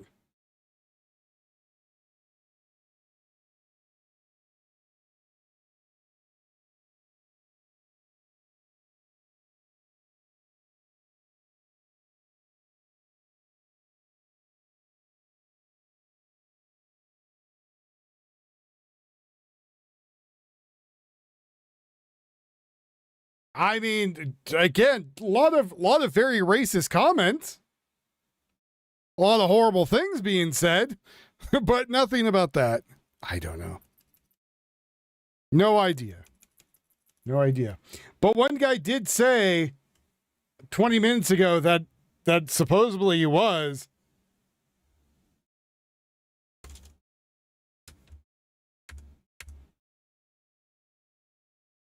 And, but it could just be a rumor.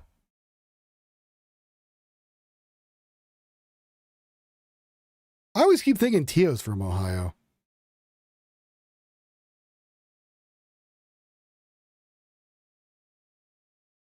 Yeah, it's only one guy.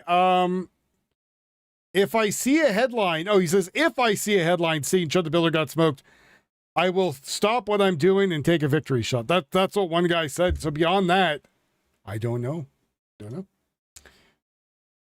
I mean, if it comes up, it comes up. It wouldn't surprise me if somebody went out there and thought they were taking revenge or something and tried to kill him. People are kind of crazy.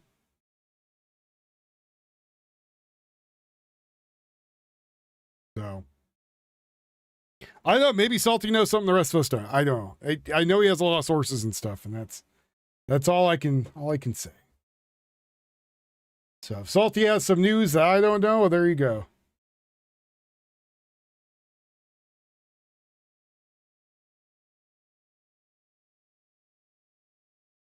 So let's gotta leave it at that. I'm just gonna leave it at that because I have no other reason to look. And I'm not following this story. I don't know. I'm not caring until it goes to trial because I want to see what evidence they bring up from both sides. No need to speculate about what's going on.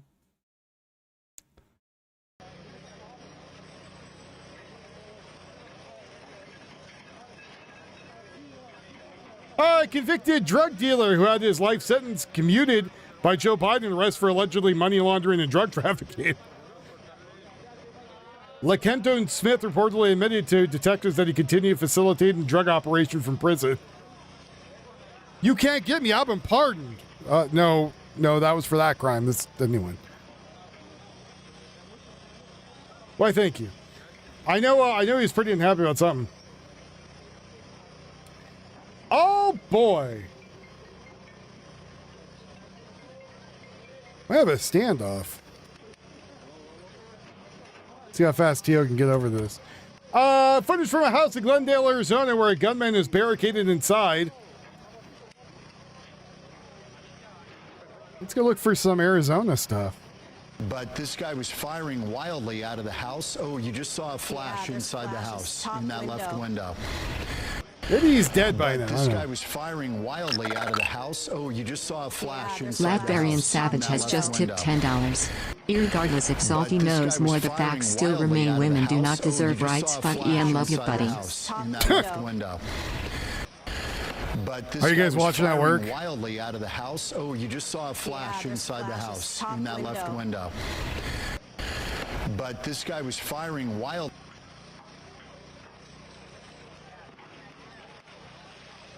Come on.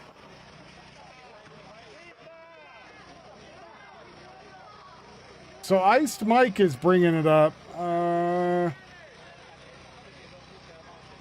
swear that guy does not sleep.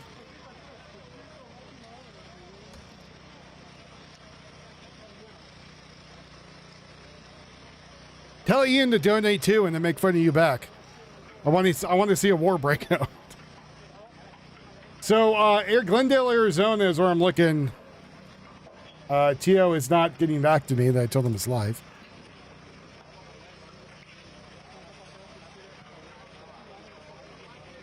Oh, now he's looking. Okay.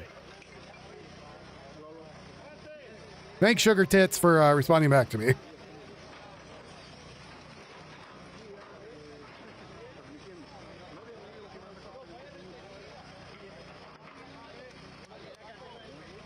All right, so Channel 10 is who had it up there before, Fox 10.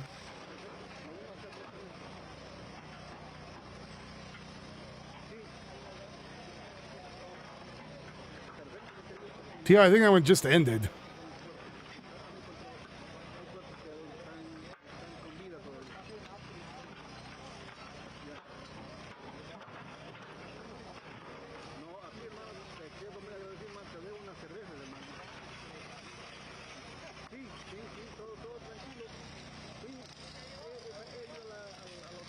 Ian, he says you're broke and you wouldn't donate a 20 to call him a, I don't know, a slur.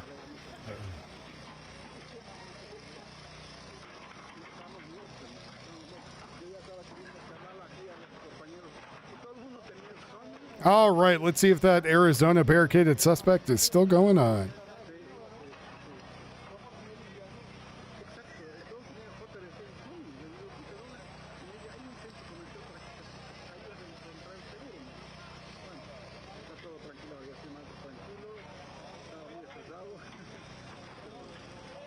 You think the Citizen app might have something going on with it, maybe?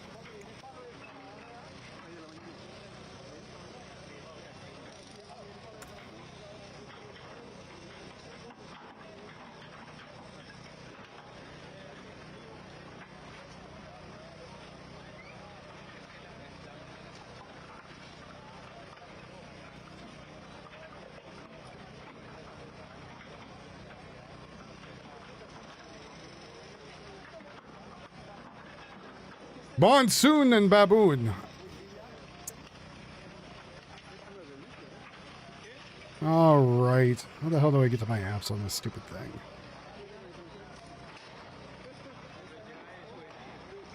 Go, Citizen app.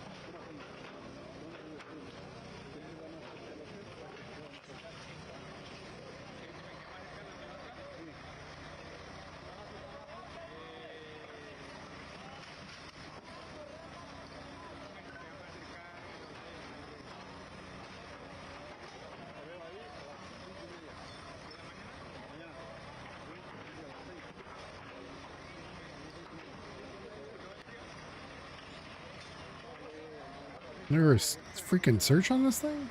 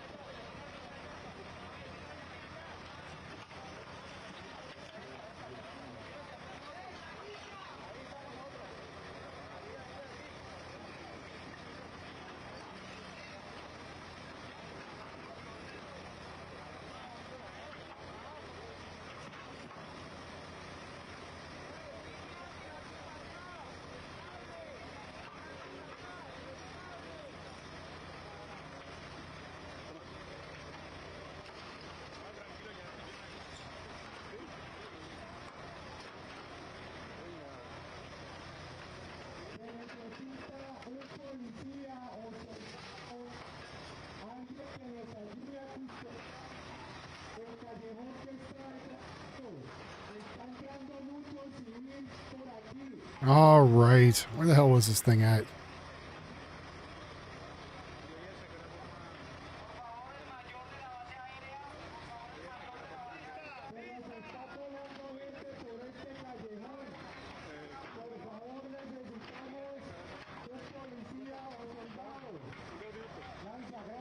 he's down, or he's done self-harm to himself. So now the time is on the officer's side. If they haven't heard from him, if they haven't had shots fired in the last, say, 45 minutes, which it looks like, now it's just going to be a body recovery operation. But that house has been decimated. They truly wanted to get this over, and that's why they penetrated the front and the rear of the house and deployed penetration, you say? Smoke and stun grenades. The amount of rounds that you see on the side of that house is an extreme gunfight. And so to put that many rounds on a stucco house, those rounds just didn't penetrate into that wall. They penetrated through that wall. So if he was anywhere even near that point of the house, he's down. Yeah, those bullets will go right through that so quickly. And we've been seeing from the aerials, at least from the upper level of that home, pretty much all of the windows are blown out, whether from the suspect shooting out or officers shooting in or inserting tear gas into the house. I want to ask you, Jeff, real quick before we have to go, what right now the time is on the officer's side, as you mentioned, but how important is it to get this over with before the sun goes down? Jeff, can you still hear us? Well, I guess we have lost Jeff, but again, this situation is still developing right now. And as he mentioned, the officers seem to be taking a posture right now where they're waiting to maybe go inside just got and his see top what blown the off status too. is of this suspect. We, again, will continue to follow the latest developments here on Fox 10. It looks like they may be getting ready to go back inside. So stay with Fox 10 for continuing coverage on air and online. Our other big story tonight, a weather alert for the Valley and the High Country. Monsoon no, I don't care about the weather. Up with rainfall in parts of Metro Phoenix, and a flash flood watch is in effect for northern Arizona as a new round of thunderstorms bring the threats of heavy showers, hail, and gusty winds. Meteorologist Erica Horvatine is live now with a look at the forecast for us. Erica. Hey, Mark. Yeah, it's been a very busy afternoon and evening across the state, and even here in the Valley. We have severe thunderstorm warnings in effect, and one of those has now ended. That was in the southwest part of the Valley, but another one is still in effect for the Paradise Valley area. So here's a look at what we're dealing with. Here's that severe thunderstorm warning. It's calling for 60-mile-per-hour wind gusts along with some penny-size hail. This is in effect until 6:15. As you can see here, it includes a lot of Scottsdale and the east-northeast side of Phoenix. But let's take a look at exactly where we're going to be seeing that heaviest rain, and it's literally right over Paradise Valley. So we're seeing that from around Lincoln Drive northward over Paradise Valley all the way to around Shea. It goes east to Scottsdale Road and west to the Phoenix Mountain Preserve. So this is a very heavy storm, again tracking northeastward very, very slowly. It's almost stationary, and it's bringing 60-mile-per-hour wind gusts. There is another cell to the south of there. This one not quite as big and not as strong, but it is bringing some rain over the 202 and just east of the 101. So it's pushing in around Mesa.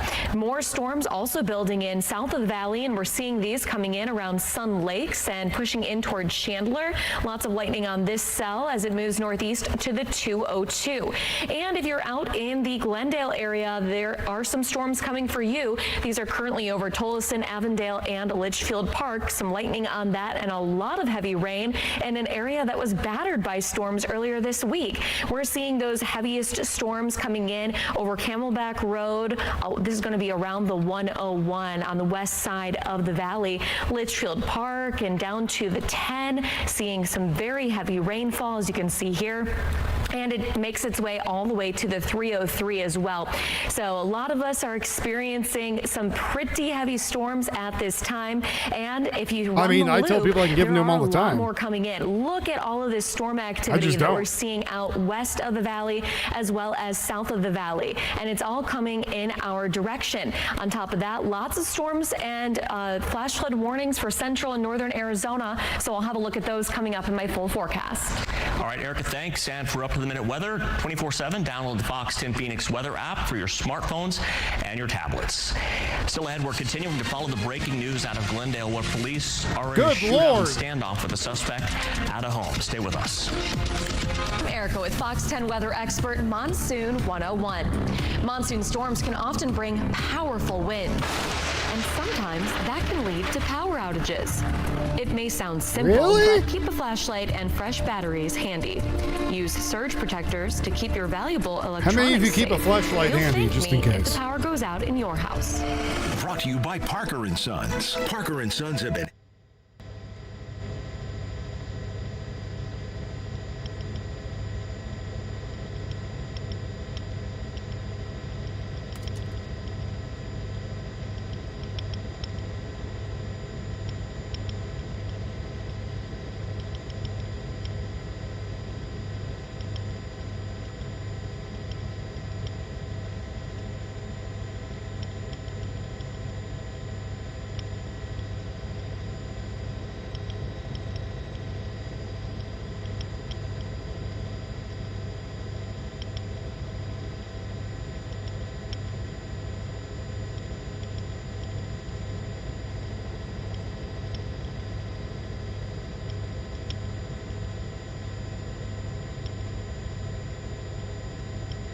I'm waiting for more of that Swiss cheesed house.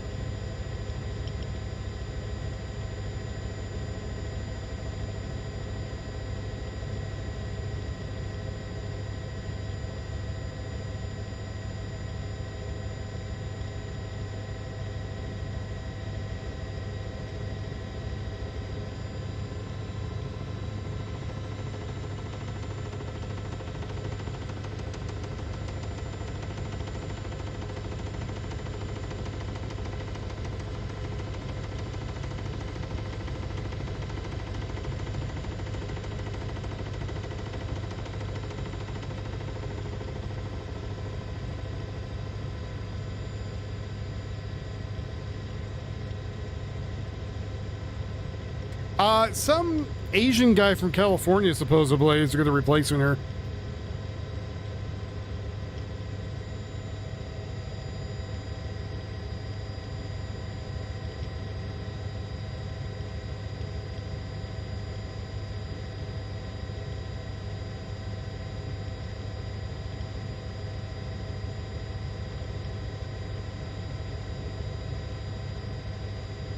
Well, one candidate.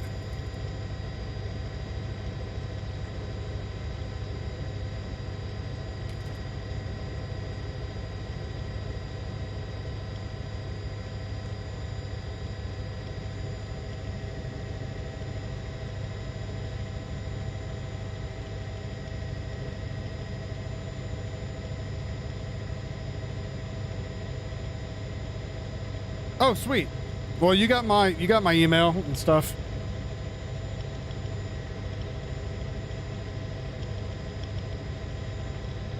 There it is again. I'm also trying to tell some people why Bluetooth on stage is not a good idea for in-ear monitors. I don't have any of you out there are musicians, but one of the things you don't want off the entire front part of that house trying to get to the suspect is a delay. Contact with the suspect. There's the front of the house. The suspect was firing at SWAT officers and their vehicles. People in the area were told to shelter in place as police were returning fire on that suspect inside. I bet you that house is as much as mine. From our crew who was on the ground there, we've been watching SWAT officers Probably made with balsa wood and hope for the past several hours now.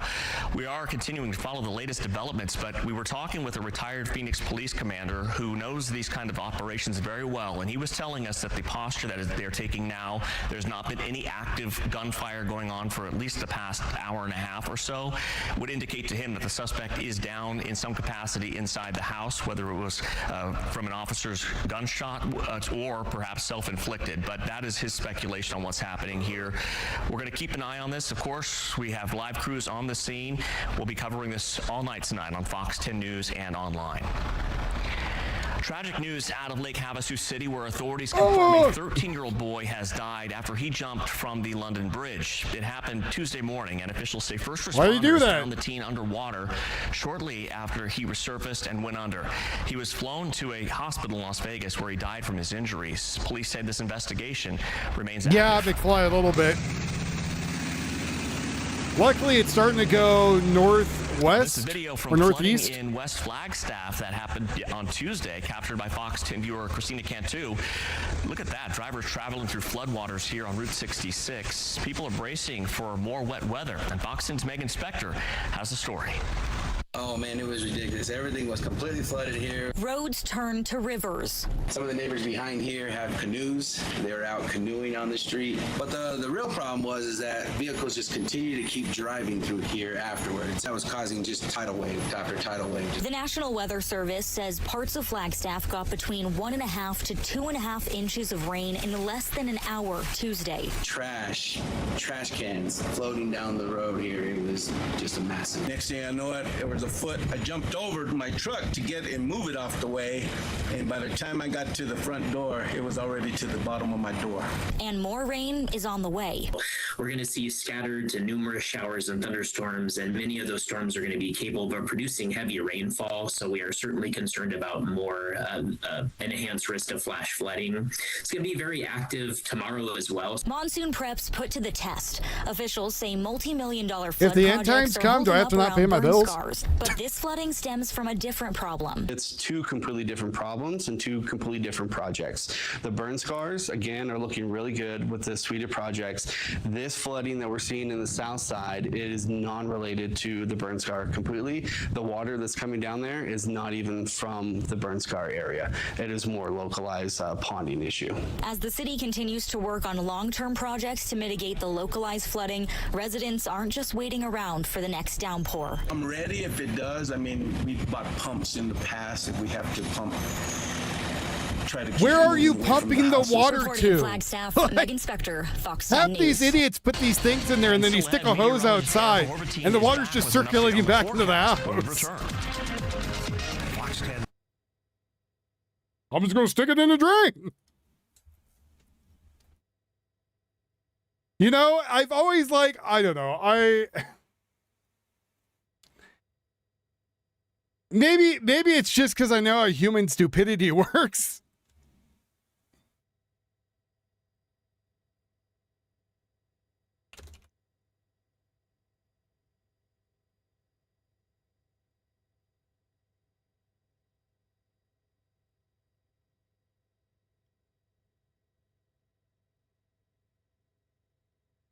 I got my sump pump. It's working great. Where's the water going? Oh, I just pump it outside. The neighbor next to him's getting all the water now poured into his. Yeah, thanks, dickhead. Real nice of you, buddy. Oh, yeah. Oh, yeah. Everything's on fire. Oh, you didn't know?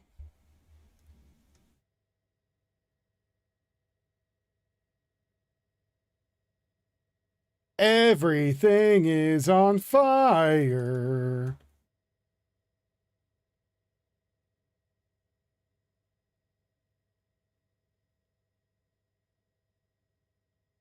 Yeah, especially next to me. The air's been better today because the wind's shifted, so I had nice clear skies. Supposed to be a meteor shower tonight. I'm going to be able to see. That'll be nice.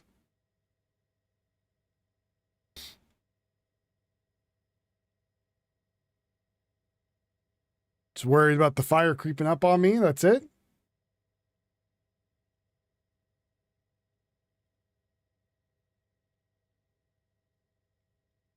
Yeah, I know the volcano's blowing its top.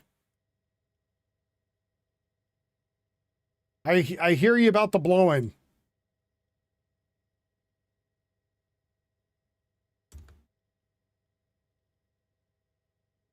I understand my country is currently having Pompeii too.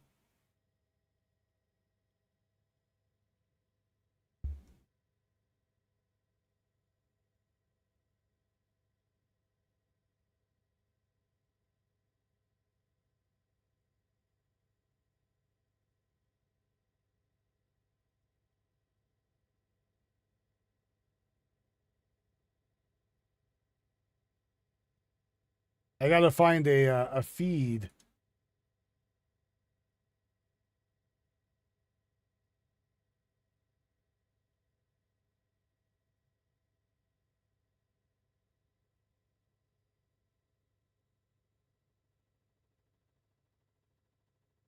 You always die first.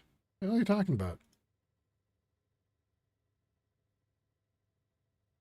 Is that why Savage said he was mildly attracted to you?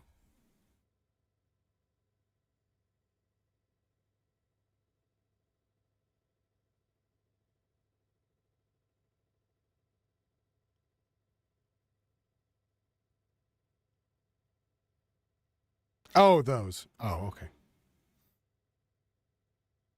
I thought there was something going on they didn't know about. Yeah, I don't know how it like picks the odds or anything. Like, I don't know what's behind that. I do know that someone took a large language model AI and they made like an entire like RPG game in the chat that keeps track of stuff. I'm like, God damn, that's going above and beyond. Like, there's people who don't even watch the stream. They just come in to play the AI type, kind of like a D&D type game. I don't know. I like looked into it. That's some serious freaking fire, like power going through that.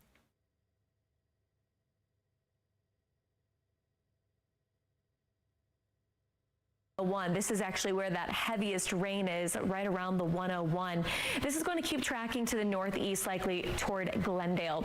And lots of storms that have been building in throughout Chandler and Gilbert. We're seeing those storms over Sun Lakes as well, and even a little cell just to the south of Ahwatukee.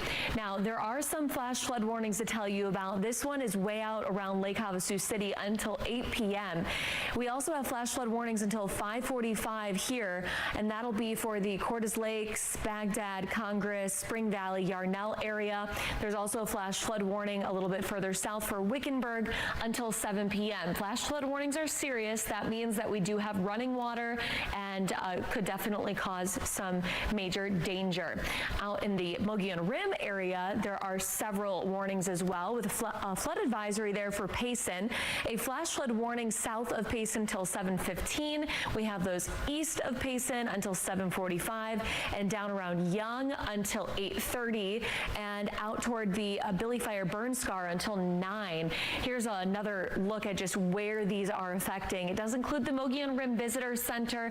It includes several neighborhood areas and the Hell's Gate Wilderness. And these ones right here include Young, Pendleton Mesa, Sierra Ancho Wilderness, and the Billy Fire burn scar. Everything seems to be kind of tapering off before it makes it to Flagstaff because of all the storm activity we saw there yesterday. A little bit more stability in our air, but we do have these storms tracking through Holbrook and up around Indian Wells. As we go through tonight, these will keep tracking to the northeast. We'll see more activity through this evening and overnight. This is 2 a.m. still showing some rain overhead. By tomorrow morning, mainly dry. A couple of early morning to mid-morning showers and thunderstorms across the state and the valley. How's your mom's house doing? Late afternoon and evening, we'll see even more I did not. Got flipped by the wind and destroyed. So we do have that chance tomorrow in the valley during the morning and during the evening hours. But Friday through the weekend is looking drier in the valley. We will see some slightly drier conditions in the high country as well, but still that chance. Now our temperatures overnight drop to 72 degrees in Phoenix, so it'll be a cooler but humid night. Up north, 53 in Flagstaff, 59 in Show Low, 67 in Sedona. Tomorrow afternoon, another relatively cool day, 99 in Phoenix and 81 in Sedona, 75 in Prescott, and 71 in Flagstaff. Our 10-day forecast showing another slightly cooler than normal day on Friday. We'll see those temperatures return to normal for the weekend with partly cloudy skies and dry conditions. I hope we're safe. You really think you can just walk away from me like that? Yes. Harassed at work? You're not alone in the fight. Yes, I do. I'm walking my happy ass away. Hopefully we're all safe. I think chat's tired of me talking about it. Are you all tired of me? You guys tired of me talking about my impending doom?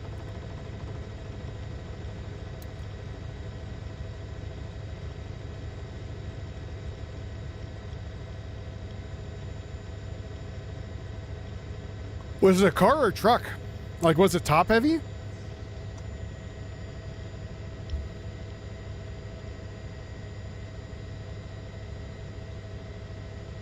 I don't know, Colton, I was looking at the fire. I got 1 warning this morning, but I guess Tampax told the people last night not to drop any more retarded on us or around us.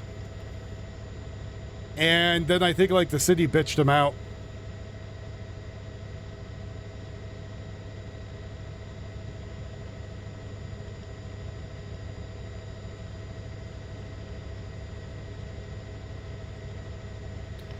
Well, yeah, she like, they put out some small fire and then she was like, oh, well, I guess they don't need them anymore. Send them back up to Bend. And then the, I don't know, I forgot who the hell our, the dude was just like, no, stupid. Like, oh, it's an SUV? If it's SUV, it might be top heavy. And the wind just hit it just right to flip it.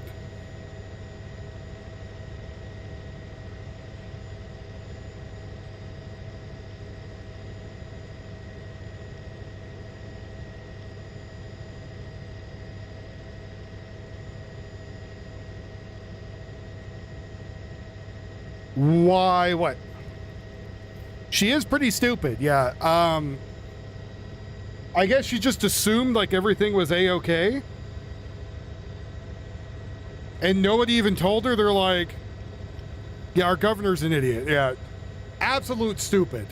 And everyone's pretty sure. What started the fire? Which one? Sometimes people say it's always burning since the world's been turning. Where, the one next to us? No, I heard it was after hours lumberjacks not using a truck supposedly for cooling down the trees as they were cutting. That's what I heard. I think that is possibly bullshit and not really what happened. Because they caught like 2 more arsonists, like one in Arizona and one in California. Yeah, I'm thinking like the homeless out there, some stupid hippie.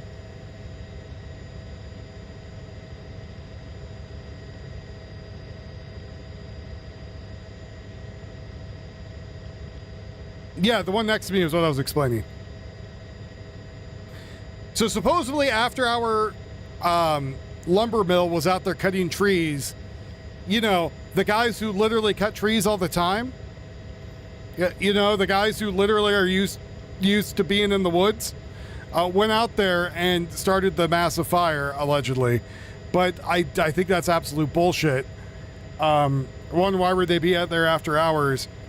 And 2, why would they bring a non-working water truck with them? And 3, they would know how much it would take for the saws to get hot to cause said fire and not do that, I would imagine. It's almost like we live next to a town that was literally built by lumber yards, and that probably a long history of people who know how to cut trees. But I could be mistaken. Yeah, nobody wants our land up here. The only land they want is where that lithium is, and that's an hour and a half away from us? 2 hours? The only thing they want here is if they were going to grab it for housing to support the mining operation.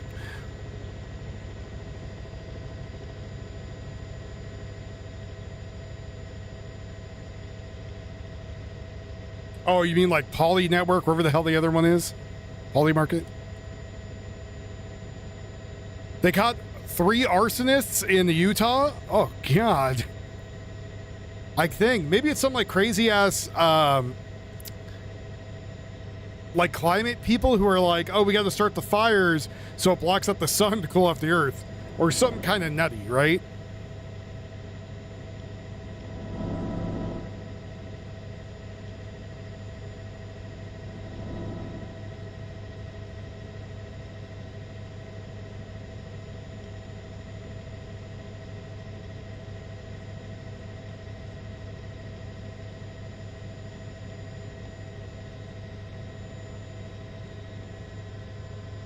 You're right. With only 400,000 people, we could take over the UK. Wait, what the hell are we talking about again?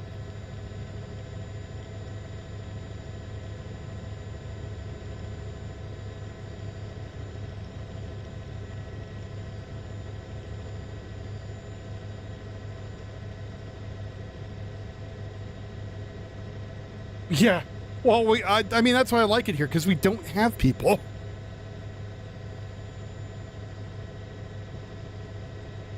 And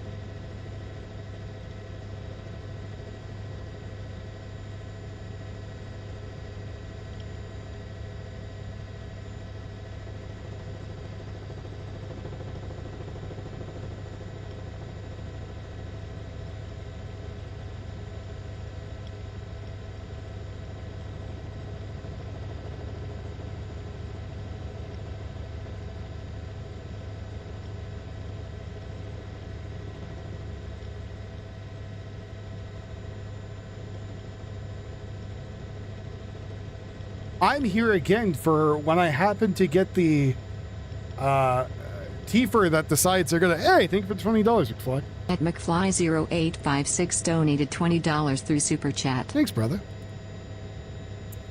When I finally get the Antifa guy to show up at my door, yelling and screaming and tries to kick it in, and I blow off his knees with a shotgun, I feel like the people around here will praise me and cheer.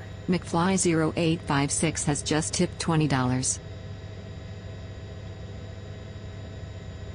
Thank you very much, McFly, with $20, bringing us up to a wonderful 65 and close to that full bar. Thank you, brother.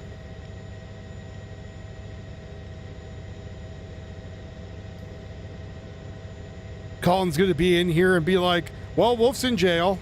He blew off a guy's legs with a shotgun, and he was... we need to bail him out.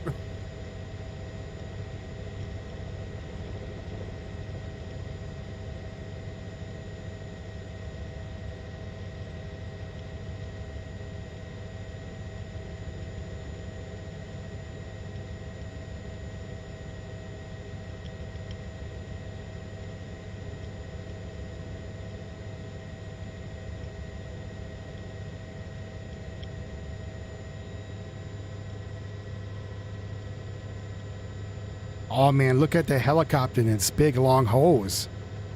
That's what the ladies like. Rotary blades and a big long hose.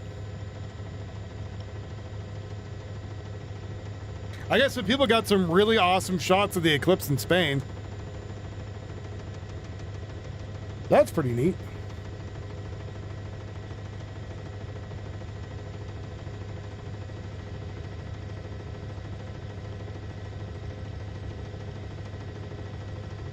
Ooh, there you go, Ruckus. I don't know. I think I would be like, I'm going to Alaska, guys.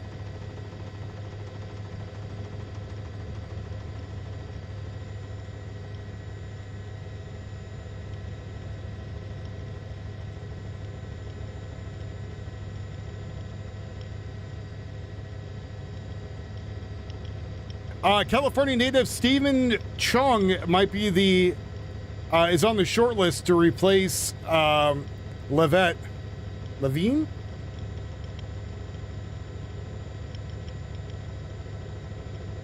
However the hell you pronounce her name.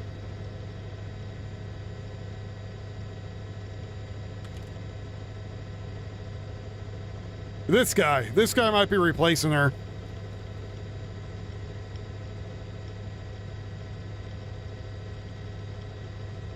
I think he's asleep there. I think it's just a bad photo because I don't think his eyes look like he's closed.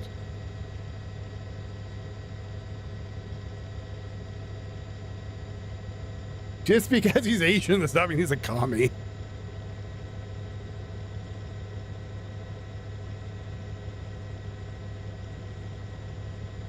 I don't know anything about the guy. Brady, did you get my email address? Did you message me? So I know you have it.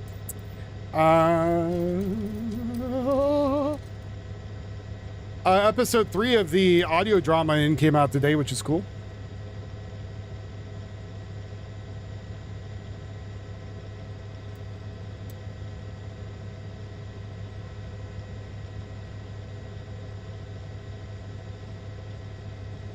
Okay. Just making sure. Listen, you said free stuff, and I got excited. Also, I think my my in-laws might buy my XD off of me, which I think will be a good home for them. It's a great 40. I moved everything to 9mm. So I have one 9mm. I have a 45, a 22, and a 357.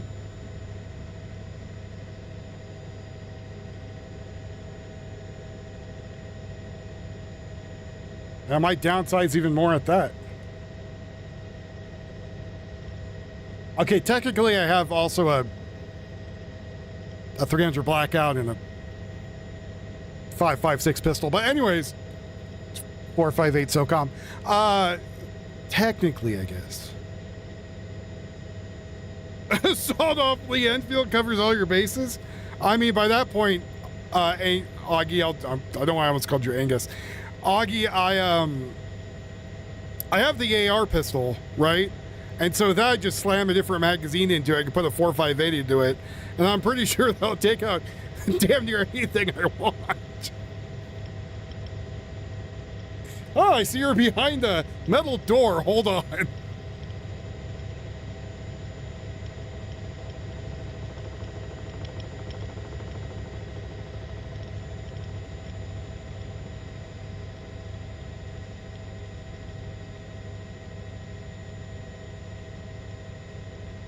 He's not going to send me night vision. That'd be badass if he did. I would love a night vision scope. Then I'd go get me some swine.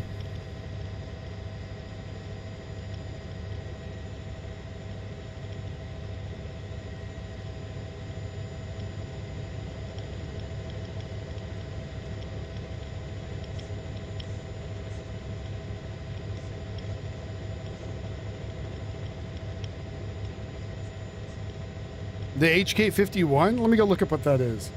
You know, because Trappers was like, yeah, you sell 10 guns.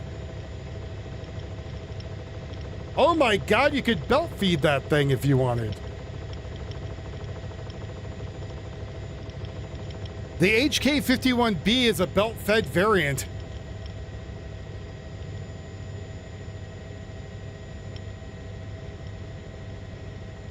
I mean, yeah, I could get behind an HK-51. I might make it look more like the UMPs, though. But yeah. Oh, really? I mean, I'll take damn near anything.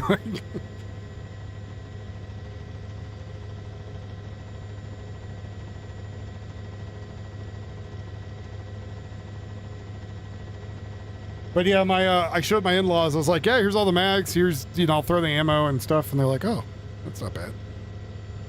They make a lot of MP5 clones. They make a, I can't remember who the hell makes it now, but it's a 9mm or a 45. Or I think they also make a 40 variant and a 10mm variant, but whatever. Anyways, the thing is like straight, and then you pop a mag in, and then the handle folds forward and locks. I think it's kind of neat, and I think it's kind of a redo of the Tommy gun, like a clone of that. That might be neat. But again, I'm downsizing, man. I looked at my safe and I was like, I have so many things I want to shoot, and I never have time to go shoot them. When I do have time to go shoot them, I only take a few out. And like the ones I take out are the 308. I almost said 30-06. The 308. And the 9mm, and sometimes a shotgun, maybe. Oh, and the AR-15. Because I take the AR-15 out to train with the 9. And so those are the only ones. Like all this other stuff, I'm like, none of this gets used. Like, I have a 7.62 by 39, like, mags and barrel. Never gets used. Ammo, same thing. Never gets used. I mean, it's a great, accurate round on an AR platform, which I would say that, like, I don't mind the 7.62 by 39 on an AR platform. It's very accurate. But in emergency situations, when I pick up a mag, the mag's going to be at 5.56, and you know, what do? Oh, hold on, let me reload these, right? Like, now I know the possibility of the world going totally to shit, and I have to survive in this scenario, but it is something that goes through my mind, right? Like while I'm looking at stuff. They made it for the SAS. Thing is hilarious. It also has a flashback dispenser and will give the shooter a mild concussion. Oh, that's excellent. Now think about that, Augie, with the belt bag. Concussion guaranteed.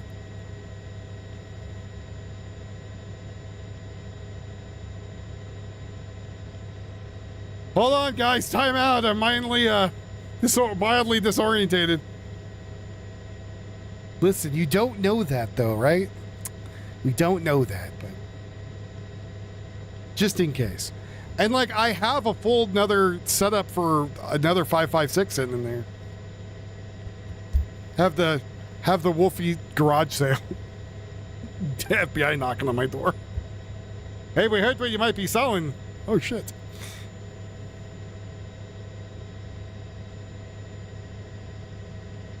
See, I think that's possible, but I also think you're going to deal with stupid people.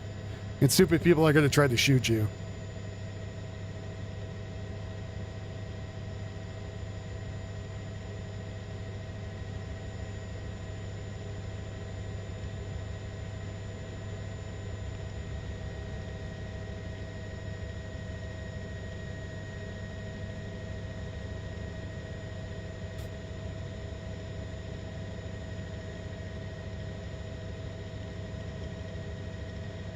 Oh yeah, and it all depends like what your indoor range is and how it's set up, because if it's set up correctly, it has baffles, so as you shoot, it dissipates the sound. Otherwise, if you're in those little stalls and you're firing anything, you know, because most ranges are made for like people bringing their 22s and 9mm, maybe 40s, and you know, stuff like that. But you get these morons that come in there who are like shooting fully auto in an area that was never meant for it. And then you start seeing bullets in the ceiling, and then you see the targets all destroyed, and you see the carriage that holds up the signs all messed up. Oh, there you go, Radagascar. Collateral on private personal loans. There you go. This isn't a sale. What do you mean?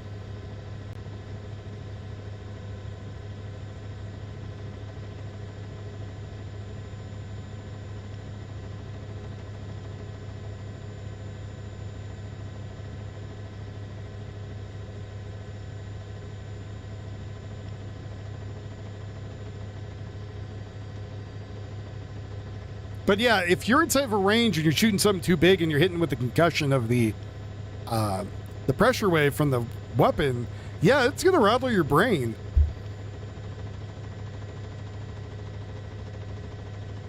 And like, I knew dudes that used to just go out in the middle of the woods and they would shoot all the time. And I have a buddy who's my best friend is a cop. And we went out shooting with them. And he's like, yeah, you know, I think I'm going to be better than them. And then he goes out there and these backwater hillbillies are shooting better than them. And he's like, what the hell, man? And I was like, well, I mean, you've been shooting, you know, most of your life too, but these guys shoot like every day just cause, you know, they just go outside their door and shoot.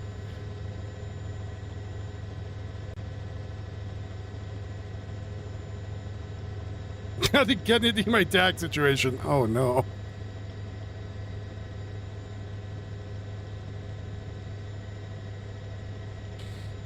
Oh boy, so apparently a group of people also, I think Colton's still in here, in our area are offering to go help people move their animals into the town. That's nice of them. People going out to their trucks and hitching them up to try to get as many animals as possible. A lot of livestock moved.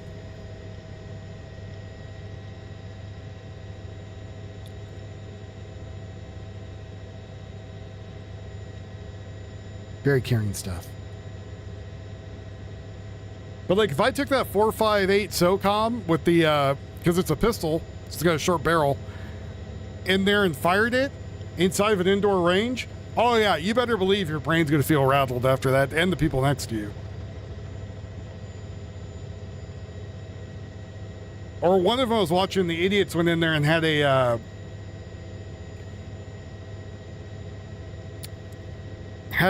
50 caliber pistol. Not like a 50, like, you know, bigger than a 45, but like a 50 caliber BMG round inside of a pistol. And he shot in this indoor range. I mean, like, everybody was having a bad day. And it's one of those things where people are like, this is how I get kicked out of the gun range. I'm like, you know, you could just not be a dickhead. That's also a thing. Like, I understand sometimes it's hard for people, but, you know, it's very easy. You just don't be a dickhead.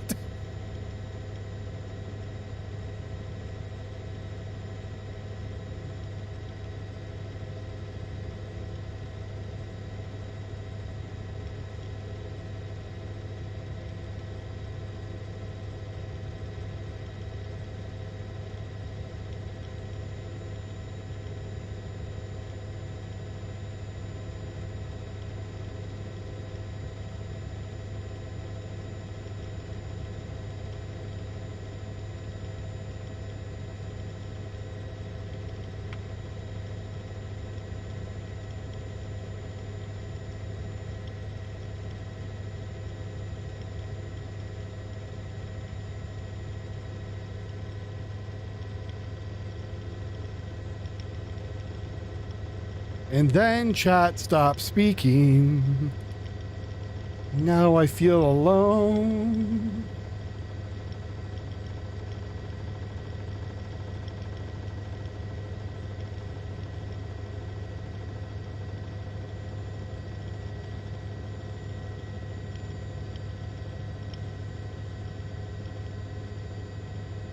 Welcome back, Bio.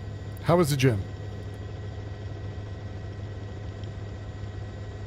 I'm so alone. Oh, hi, everybody. But yeah, I think I'm going to start selling off, or like, I don't know. I kind of want to sell it at a pawn shop, though. A bunch of the stuff I got, because I'm just like, it's good stuff, and I know the pawn shop's not going to give me what I want for it. Well, that's not true. I got my wife next room. So I'm not that alone, but I am at the same time. It's a conundrum.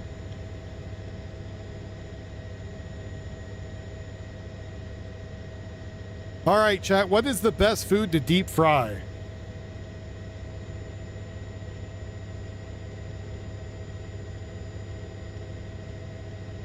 You're going to deep fry something.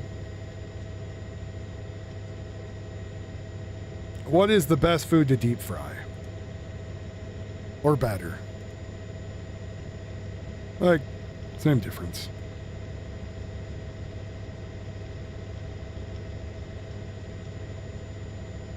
Isn't that pretty much a funnel cake?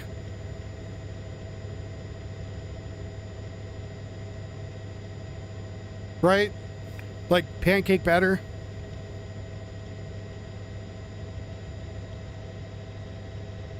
Cod? Catfish? Chicken?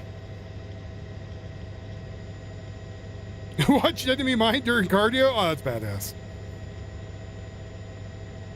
I want to go back to the gym. Oh, well, kinda. But, like, I know my back's gonna kill me. I gotta take everything, like, super slow, because, like, I'm getting worse, right? In my back, in my right leg, in my right arm, in my left ankle, and my third testicle. Anyways, man, so for me, I gotta be careful with what I eat for deep frying, because my gallbladder doesn't like it. It'll cause me to vomit. I was right, he's making funnel cakes. Okay, cool. Oh, you said yep. All right. I was like, pretty sure that's what you do with the pancake batter. So I have to be careful. So like the air fryer works great for me because less oil.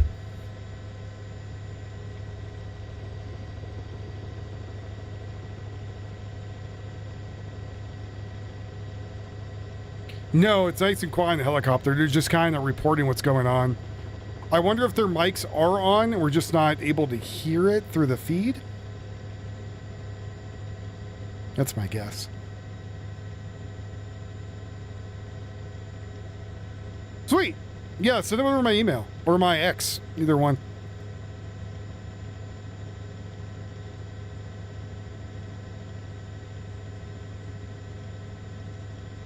Because, like, I have the treadmill. I'll do the treadmill for a bit, and I'll get on that and do, like, walking and then some light jogging. And then I got some resistance bands that I do. But the problem is with my right leg, I think they're going to have to go back in there. Well, they mentioned it before.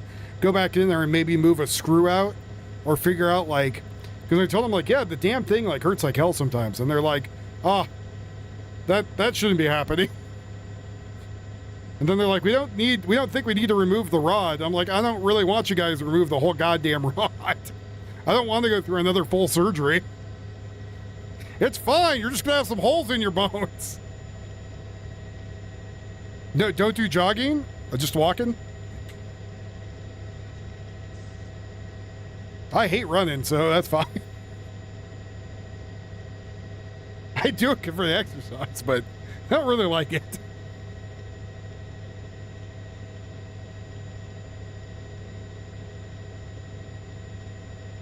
I was waiting for the Arizona standout to come back. My doctor said if it hurts, stop doing that. Well, my leg hurts just all the time. Like, I'll be here sitting here, and all of a sudden it feels like someone's taking an ice pick to it. Yeah, I wonder that too, if it might be working its way out. There is only 14 screws holding it in. There used to be 15, but one's sitting on my desk now in a drawer.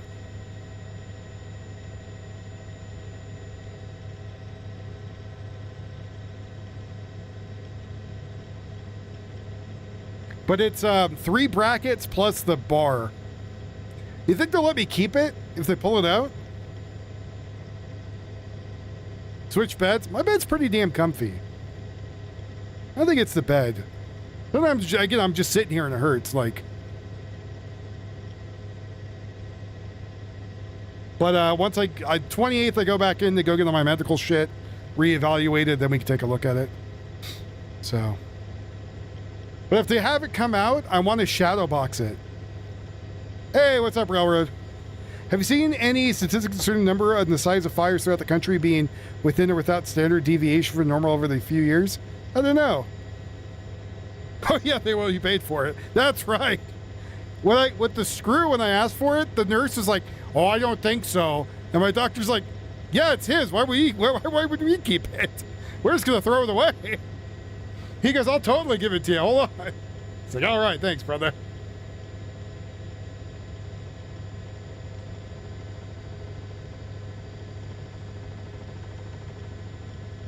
Let's go ask the robot, Railroad. Are the fires... How do we word this? On average, normal, or are these out of normal condition for this fire season in the Northwest? Let's see what it says. I'm curious about that too. So it's an incline treadmill too. So it actually moves. It will either do incline, decline. It's a really nice one. We got it from, well, they did Railroad find like 6 arsonists total, I think. I heard they found like 3 in Utah, somebody said. At least 2 or 3 in Washington, and maybe 1 or 2 in Oregon. So the robot says it's well above normal, and in many ways historic and out of the ordinary. So there you go. So yeah, it does seem like stuff's not normal for it. The Northwest is the most active fire region in the United States, with around 40 to 50 uncontained large fires. National preparedness level is at 5, the highest, and the Northwest geographic area is also at a PL5. Oregon has already set a modern record for acres burned, over 2.3 million early access by August, surprising the previous high of 2024. Multiple mega fires, 100 plus areas are active. Washington has burned roughly 72,000 acres, about 1,125 square miles, ranking as the 3rd worst season in recent decades. Behind 2015 and 2020, several major fires exceed 100,000 acres, including the Sink Lakin fire, the Kaiser Canyon, and the Little Giant fire. Combined, Washington and Oregon have exceeded 3 million acres burned. Nationwide year to date, 46,000 fires, 6.4 million acres burned, above 120% of the 10-year average. Fires and 155% for acreage. So yeah, it looks like it's not normal. So there you go.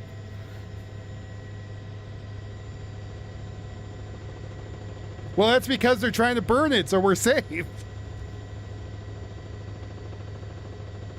But yeah, so the treadmill will do incline, declines, and then of course the speed up and whatever. And yeah, it's a pretty nice one. So,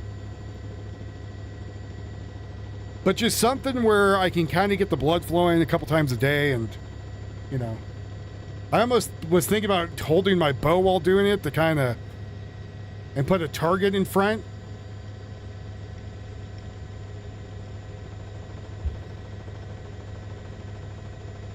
Incline with the speed for you, or practice heel toe walks. That's a good idea. Because the other thing is, I know if I put too much pressure on my back too, it starts to kill me when I'm on the treadmill. Like, because when you're running, it's really hard, I guess, on your legs and your back. And like, I have nice tennis shoes for it, but still, some nice Hokas.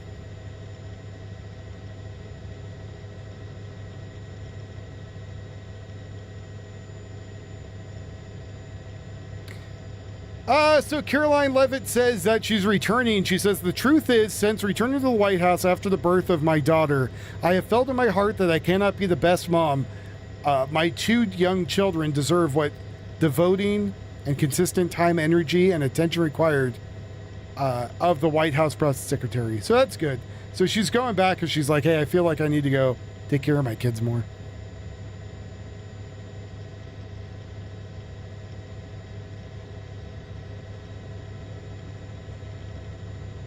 Dude, I love mine. I take mine hunting. I was out there with Johnny, who's another hunter, and he goes, "Oh man, those look comfortable." I was like, "Oh, these comfortable as shit, man!" I was like, "They're actually made for trail running." So for hunting, they're quiet and comfortable, and like, you know, unless I'm going out somewhere where I'm like worried about stepping in like water up to my knee. You know, they don't have my boots, but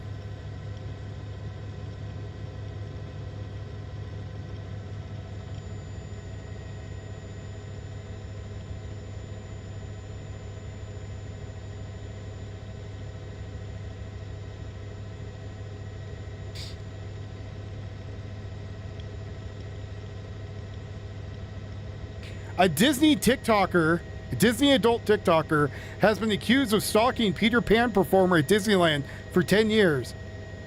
Her video shows her bringing the actor gifts and following them around the park. Well, that's disturbing.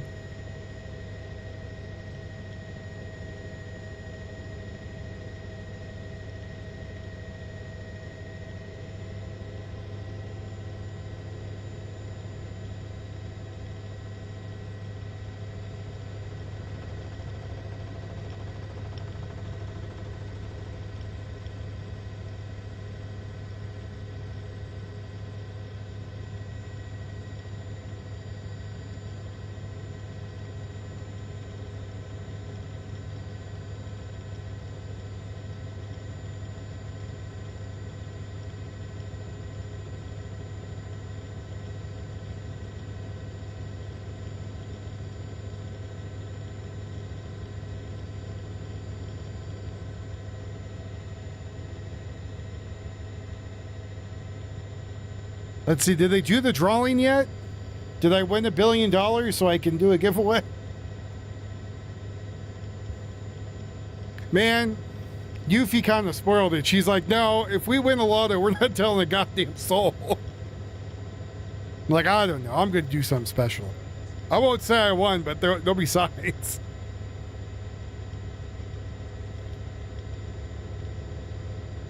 Well, I don't know, man. If someone's stalking me for 10 years, maybe he's gay. Like, you know what he's into. You know what I would do if I won the lottery? I would just do, I would use trappers like my my publisher's clearinghouse. I'd be like, oh, look what you won.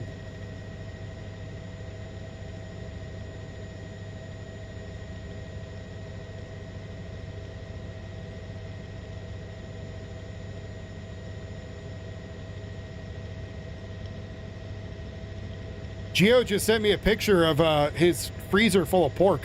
I think he just went and gutted a pig.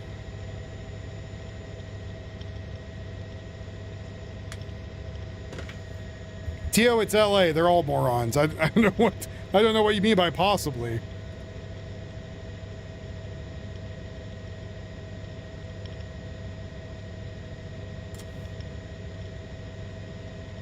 Is that going to go through? Oh my God, that did go through. It should not have gone through, but it did. Oh, here's people in Los Angeles staring at an empty building. I think they got told they could no longer be in front of the building legally, and I think they have to now be across the street.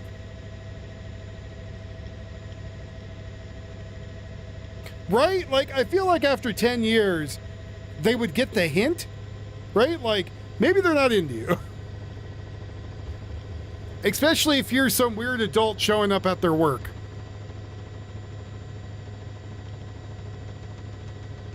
He's like, lady, I'm not the real Peter Pan. It's an act. It's okay, Lost Boy. I'll bring you home.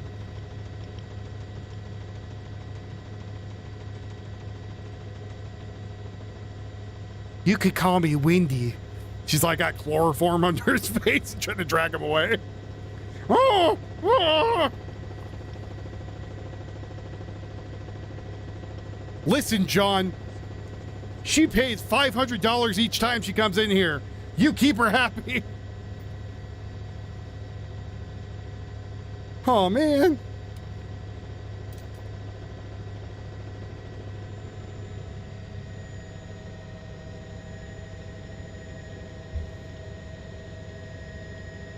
I don't think I like this, Rick.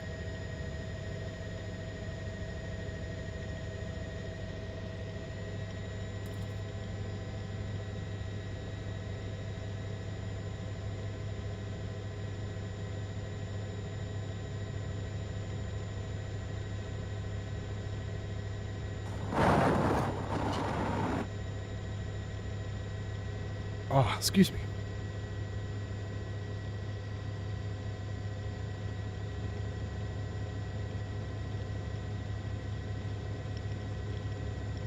The thing they do to keep up their SAG dues. Yeah. It was nice being able to do a thing and not have to pay for SAG dues, because the series I'm in, the audio series I'm in, even though I'm on, like, they're doing the IMBD thing later for it, and I'm going to be added to it, but they're releasing each chapter right now. And I'm just so happy I don't have to do any SAG shit for it, because, like, that's like $2,000 a year. And what you try to do is you try to weasel your way so the no, it's not really weaseling your way, but it is and it isn't. But when they do your contract, like for an extra, you'd be like, oh, I want my SAG fees paid. Oh, okay. I pay the SAG fees. Otherwise, they're like $2,000, but if the studio pays, then it's cheaper. And you have to worry because the studio's paying. The studio's like, oh yeah, just tacking on to the rest of our bullshit.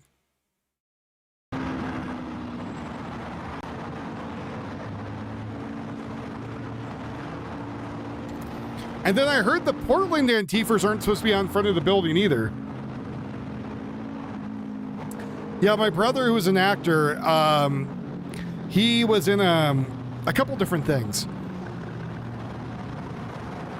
And he told me, he's like, yeah, that's the way you do it.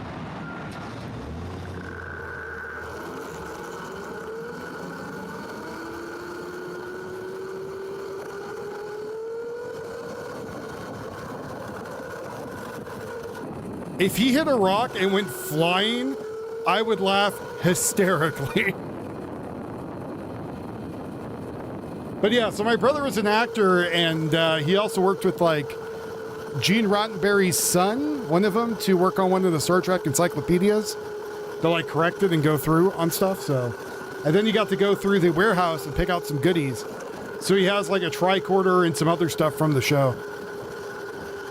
which I think was pretty cool.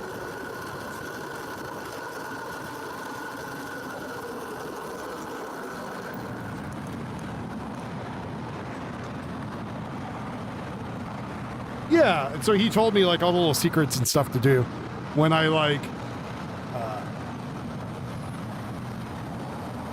basically just right around I don't want to hear you speak, dude. I could care less. DS9 is my favorite series. So I have a script which is behind me, which is a reprint of The Vision, which is my favorite episode of DS9, which is where Jake grows old and he's an old man and Cisco died in front of him. And so he became a writer, and it's just, it was very, very, very well written. Tony Todd plays older Jake. It's pretty good. So Yuffie for 1 year got me the reprint of the script. And so that's the shadow box behind me.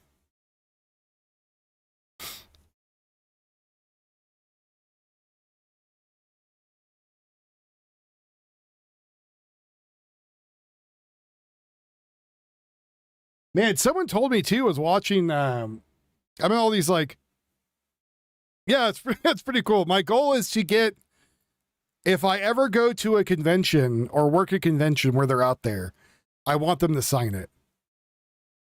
And so I can have it there as a memento. The only one I know it's going to be a pain in the ass is Avery Brooks, because he's kind of hard to kind of like talk to. For a multiple of reasons. One, I think he smokes a copious amount of weed when he's at home.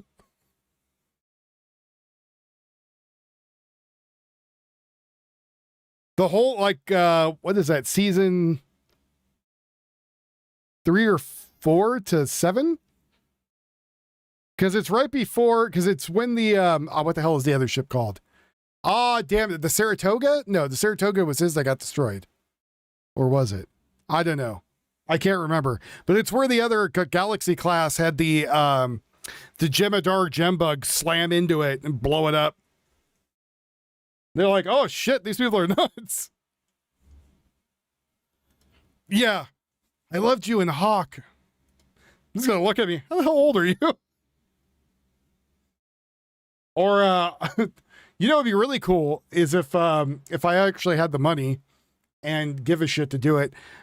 Because he still teaches at the Berkeley School of Music. And so even when he was working, he'd still be in costume making videotapes to send to his class. So he likes to tell people, sometimes they were taught by Avery Brooks. Sometimes they're taught by Benjamin Sisko. I was like, oh man, that would have been awesome. That would have made my day. What are you learning about? Don't give a shit. I'm going to this class.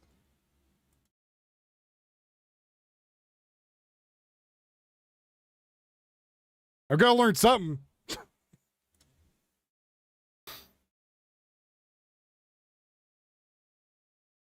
Wasn't Hawk also a Marvel character? Hold on.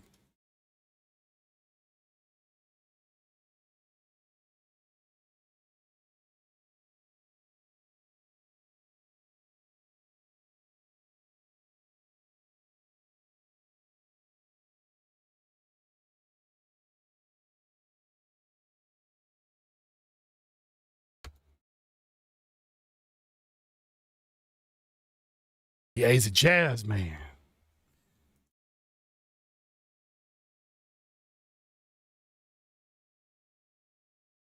Oh, Spencer for Hire. That's what it was. And it's spin-off A Man Called Hawk. Yeah. Detective book series. That's where I was confused about. Yeah. Yes. And that was a book series too. And that's the other thing is, when they first did when they first started filming it, he didn't want them to shave the goatee. And they told him they wanted to grow his hair out and then, shave his goatee. And he's like, why? And then finally they let him keep it. And people were like, oh yeah, that's the guy. That's the guy. But every Star Trek has growing pains, unless it's Starfleet Academy, then it goes in the garbage. Yeah, people said Spencer for Hire was a good show. People said Hawk was a good show too.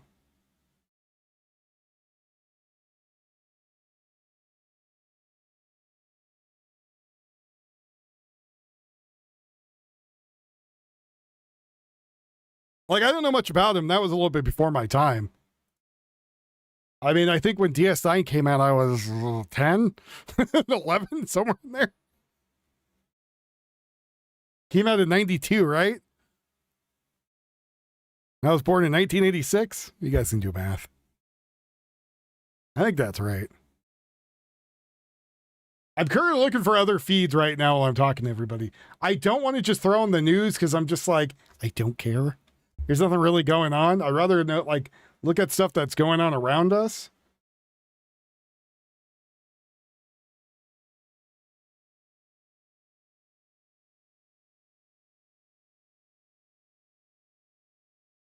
I still think if it was me and I had connections in Hollywood more than I do, because all the connections I have are like voice acting now and audio, like music shit, which actors kind of don't really like musicians. They kind of look down on us and audio engineers because they're dicks.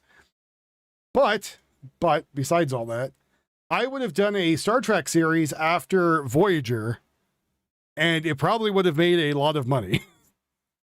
And I would have fired everybody that's like, we need to make the show more sexy. I'm like, no, people don't really want to turn on the 6 o'clock or 9 o'clock show, and all of a sudden there's someone's tits hanging out. It kind of looks bad.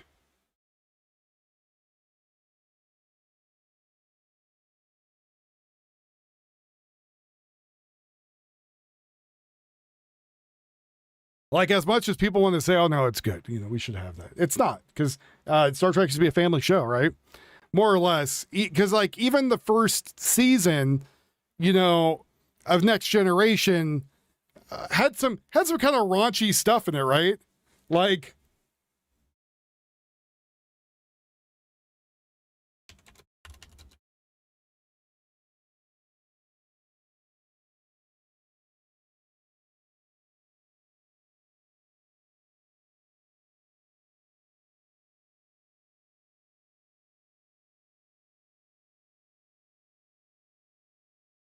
like when they like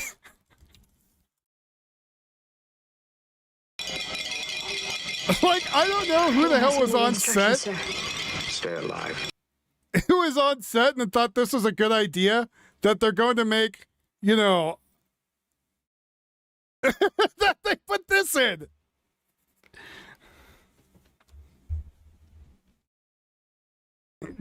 Like, yeah, we're gonna go to the African planet, apparently.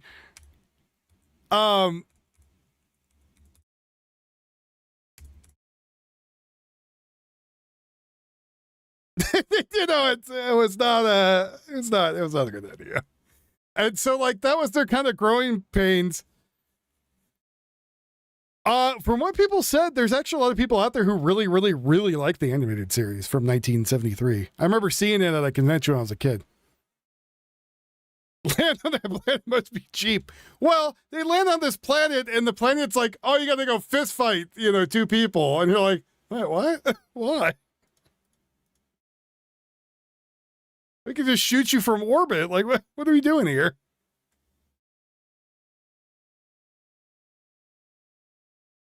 They had that. They had one of the other planets where people are barely wearing anything. And, like, they learned very quickly, like, hey, this show's on with, like, families. Maybe kind of think.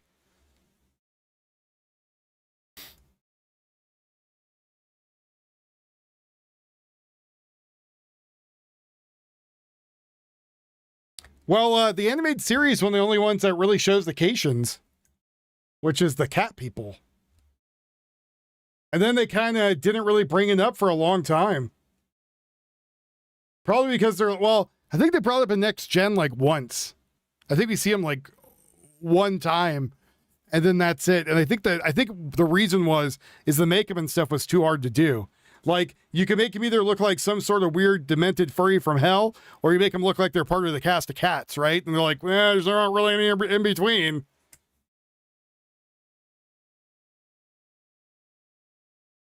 And like they did great makeup, but it still took some time. And they had to learn like this looks goofy as shit.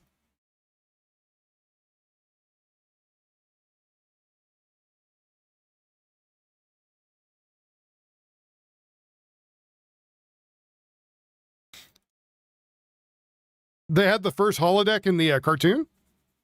See, I don't know much about the cartoon. All I know is a little bit of it. I know the animated series is an adaptation of The Slaver Weapon by Larry Niven. See, and I think the other thing is with a lot of the writers back then, and still the writers even today, or not today, but through a lot of the writers, even up to, I want to say, maybe Voyager, they used to read a lot. Like they would read tons of books. And they would get all these really good ideas from reading other books and other stories and then incorporate them, right? Like, I know some people out there who absolutely hate, for some odd reason, all the holodeck episodes. I know people who go out there and they hate, like, who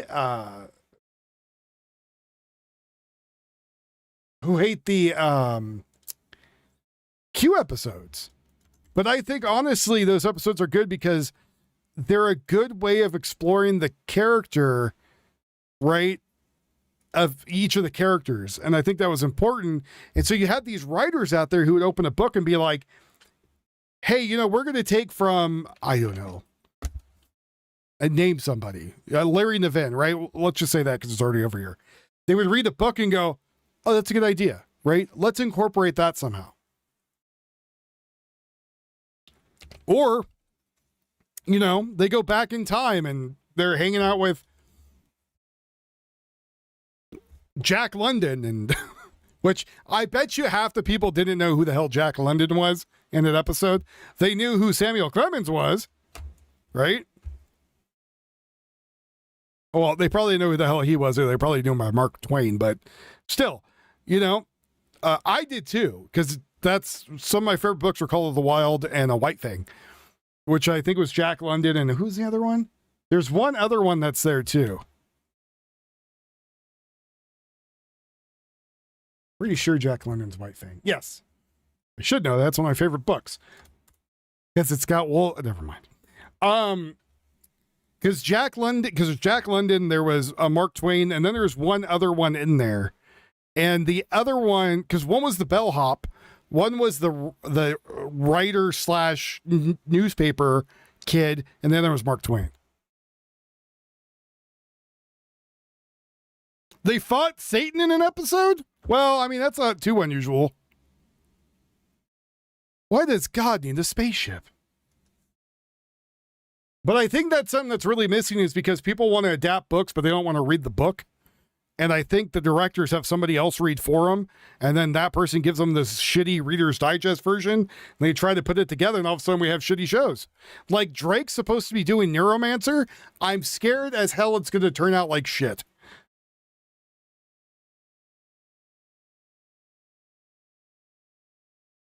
Like, you're telling me there was no other writer out there that could have done a better job, or director? Get Jonathan Frakes to direct it. Speaking of Jonathan Frakes, by the way. Speaking of him.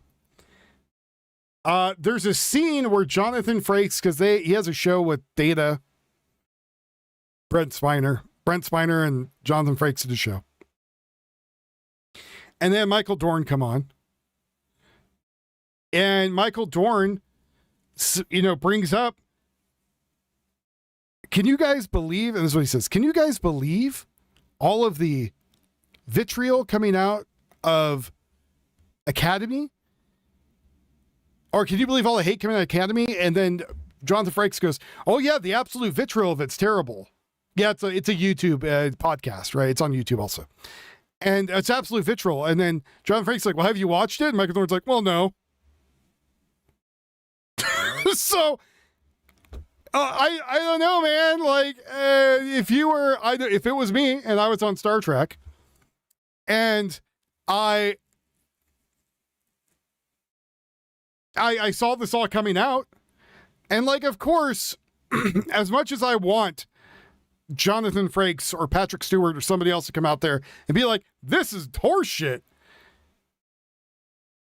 as actors and as somebody connected with the franchise, it doesn't look good, right? It doesn't look good if they come out there and go, this is all horse shit, right? Because then the studio gets mad. They don't hire you anymore. It's bad blood between businesses, right? So that's not really what you want to do. And I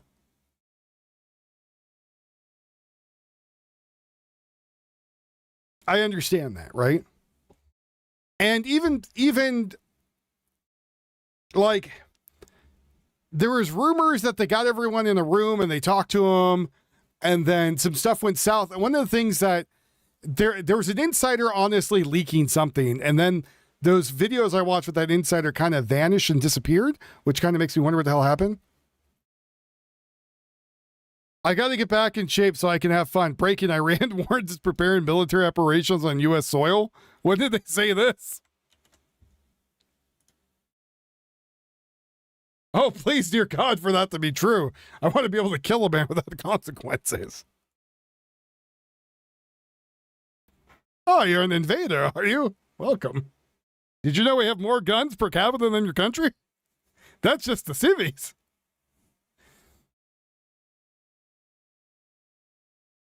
Oh, God.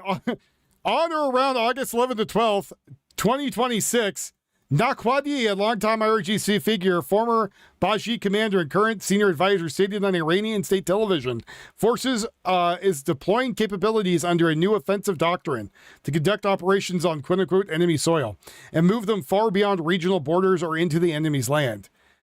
Far from our own territory, whenever orders and conducted allow reports, including International Business Times, UK coverage, and circulating posts, specifically frame this as an encompassing the United States. This comes amid the ongoing conflict that begins in the coordinated U.S. and Israel strikes on Iran on February 2026, involving leadership, military, and related targets, with considered exchange over the Strait of Hormuz, shipping of the region bases, and related issues. Diplomatic efforts have been strained with no lasting ceasefire in place. This is a rhetorical doctrine language from Iranian officials about building long-range offensive research and reach capabilities, consistent with the past IRGC emphasis on asymptomatic capabilities, proxies, and deterrence.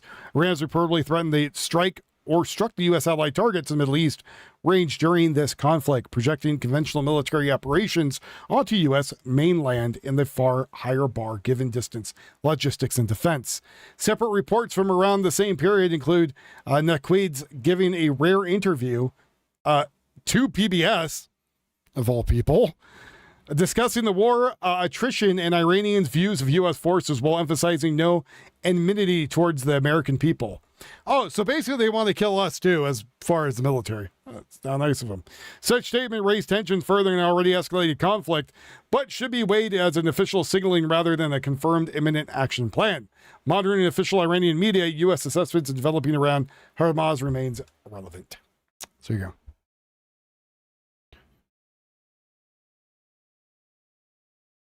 They be being stupid. Like, could you imagine? Well, okay, here's what I see happening, okay? Bear with me. We're going to set the stage. Iran gets a boat somehow through every U.S. checkpoint coming in, right? Because doing land would be stupid. Land takes a lot of time. Boats quicker, more of a payload to drop off. Is that a gator that just ate that golf ball?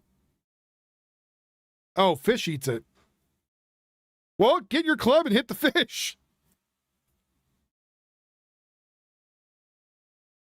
But here's what's going to happen. So the boat comes in, right? The boat lands. All right. Boat lands. And after the boat lands, they start getting people out there. And the first people they meet are like the people on Haight and Ashbury. And so they go out there and they start slaughtering everybody and killing all these people.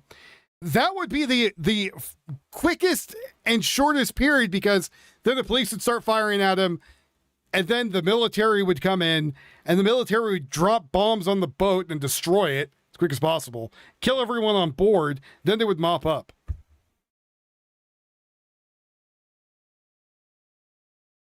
Then we send it to MEUs. Just for good measure afterward.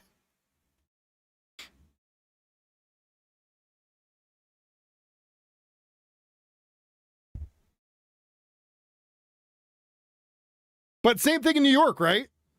You land in New York, you have all these people there at the dock, they start killing everyone at the dock, and then they start trying to do some strategic maneuvers, and within minutes, people get alerted, the police arrive, the police say, hey, this is a bigger thing than what we can deal with, oh shit, and then what happens afterward is, of course, then the military comes in, the National Guard.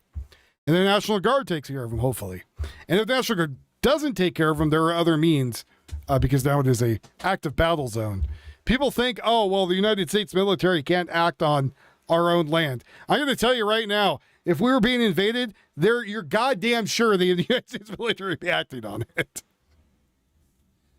They would go in, hey, yeah, we don't want to be invaded, so here we go.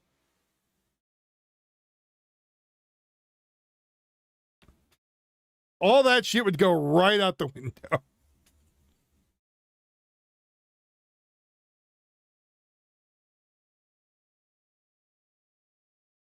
But anything they're going to do on the U.S. is going to be more of like a crazy ass terror attack.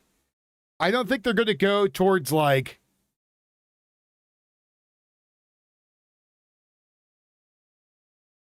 I don't think they're going to go towards like a full on conflict like. And they're not going to go to areas where they know it's going to be harder to attack, right? Like Oregon coast, probably easy. Oregon woods, no. California, a lot easier. California mountains, not so easy. LA, easy. Portland, easy. Where else? Like they're going to look for targets where they're not going to get a lot of resistance. Laughs in redneck. What happened? We started eating them. Okay. But that's what would happen. So I think when they're talking about though, like when they talk about like, oh, we're going to attack U.S. soil, I think they're more aiming towards the bases in Kuwait, right? And other places, which is U.S. soil or embassies that are closer. I don't see, again, any way in high hell Iran's going to get anywhere near the mainland of the United States.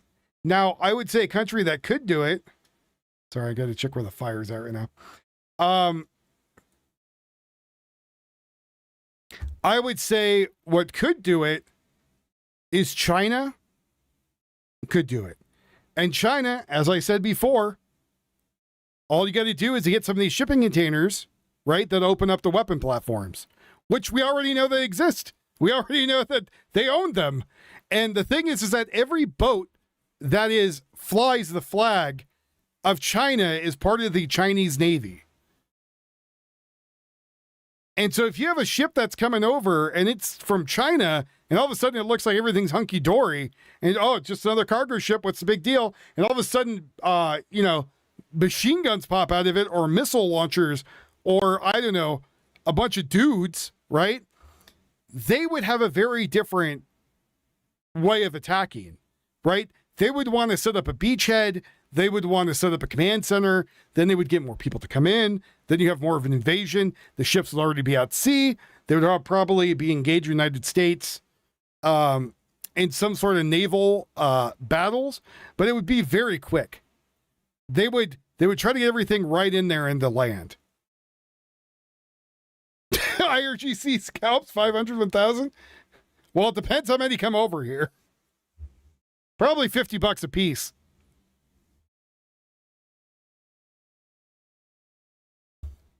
Go and get them ready and tanned in pork fat. Joy hell, motherfucker!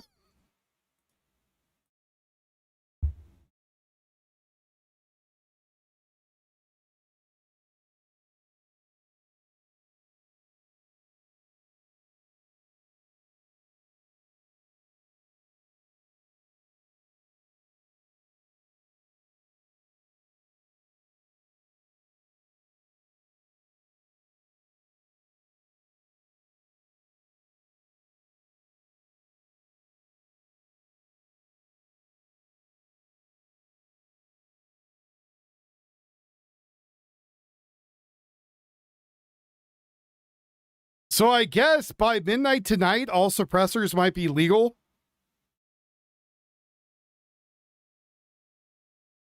And so will SBRs?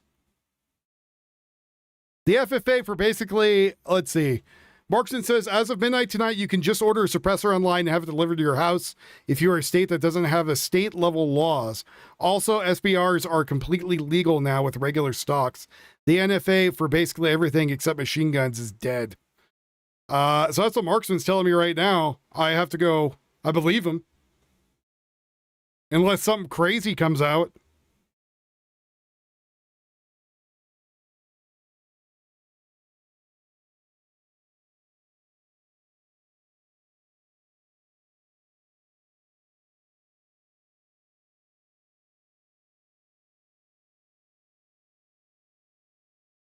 Hold on, I gotta send a very important text to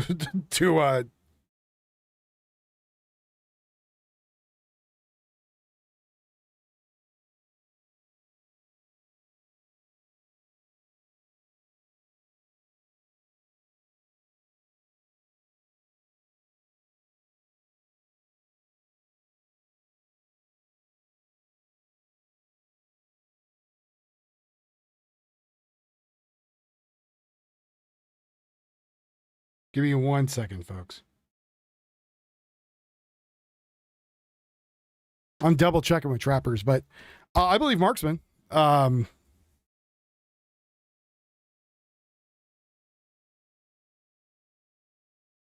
chat, we need to make enough for a suppressor tonight. I don't live in Washington, so I think I'm okay.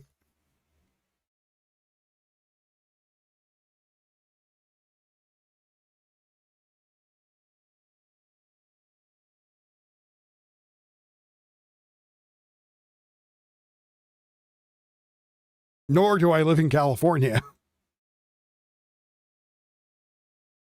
And Oregon's laws where you could go up to any of the kiosks and do your quick suppressor thing.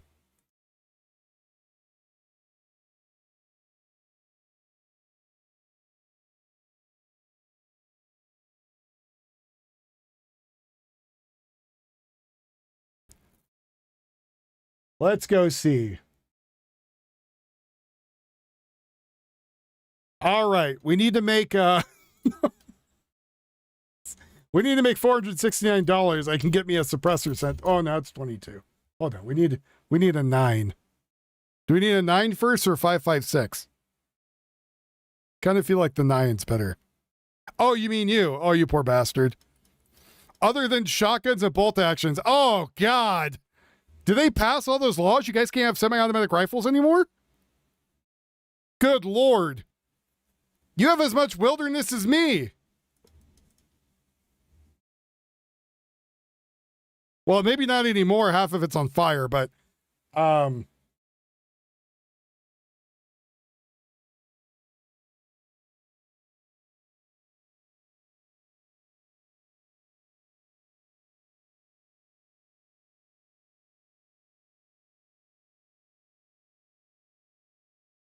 all right, we need $438 tonight. I can go get a Sullivan Arms suppressor set.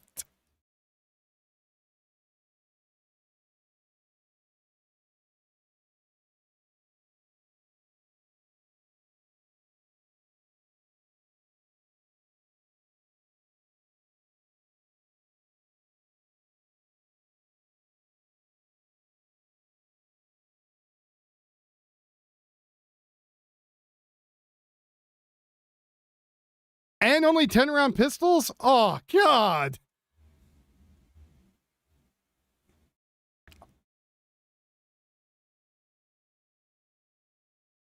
Did he say the 10-day moratorium? Hold on. Let's go see. You might be right. Let me go check.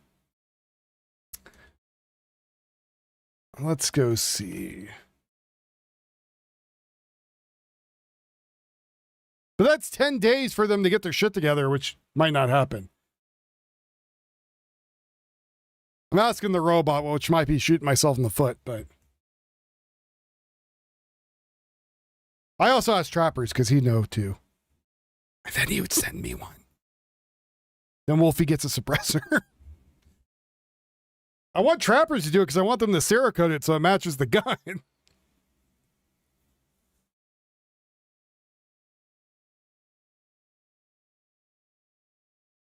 There is no broad federal moratorium, temporary ban, or pause on possessing, transferring, manufacturing F items themselves. Federal District Court judge in Texas ruled on August 5th, 2026 in a silencer shop foundation versus ATF consolidated with causes that the National Firearms Act registration application Form 1 and Form 4 fingerprints related requirements are unconstitutional for suppressors, SBRs, SBSs. That was an SBS. No, an SBR is. Short-barreled rifle, is that suppressed-barreled rifle? And AOWs. What the hell's an AOW? I don't know what the hell an AOW is off the top of my head. The judge issued a 7-day stay so the injunction was successful to take effect around August 12th, 2026. As the latest available reporting, the Department of Justice had not yet secured a further appeal stay, and some plaintiffs, including commercial entities like Silencer Shop, indicated plans to proceed with transfers without the traditional NFA paperwork for covered parties once they stay lifted. Important limits: the injunction primarily practices the name plaintiff, the member of customers, and certain commercial parties. It is not a nationwide free-for-all, machine guns and destructive devices, which you already know. It only is for SBRs and stuff like that. Any other weapon, shotguns with short barrels. Ah, okay, thank you. That makes sense.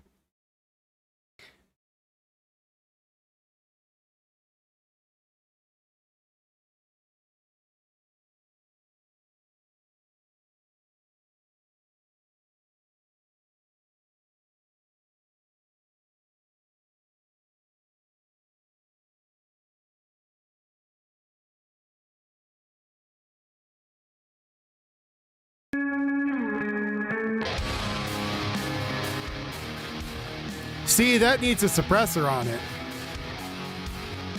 Look at this beautiful commercial.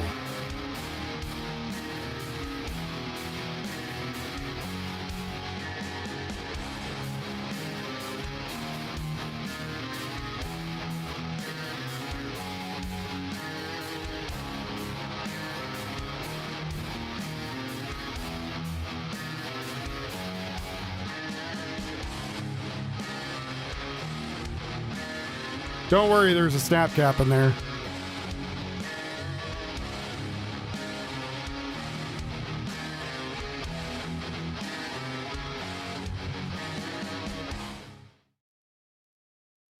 Anyways, I don't think some of you ever seen that commercial. So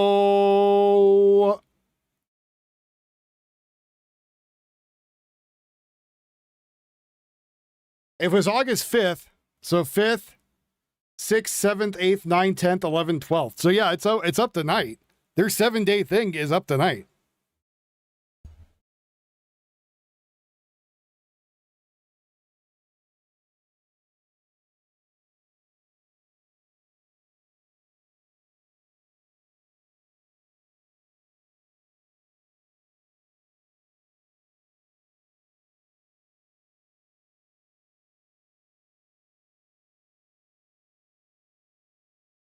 Chopper Outdoors will do it. They're the licensed one of my logo and can use it on any weapon that you get from them and Cerakoted. They could put it on there.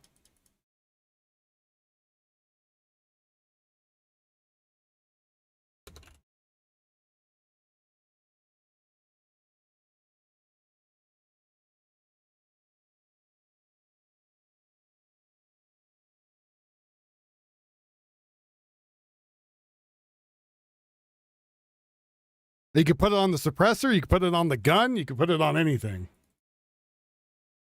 Knives, if they have them, gear, whatever they could put on it, they're licensed to do it through me. So they could put my logo on anything. Here, we'll do another commercial since I'm in a mood right now. And there's nothing else going on.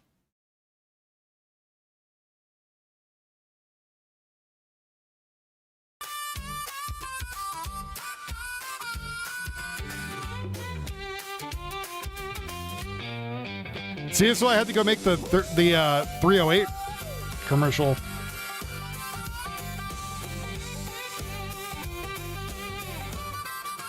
You do, Randy. By the way, I hate those counters.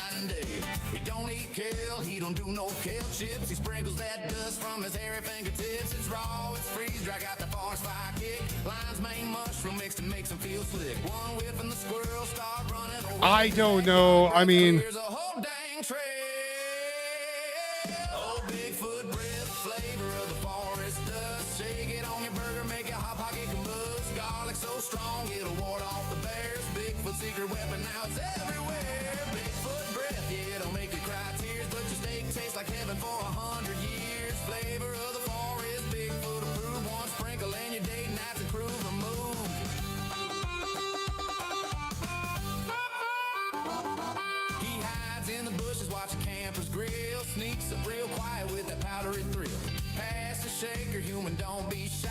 I have a camera in between you while I'm doing it, Blade, so it was kind of hard to cut stuff and move stuff.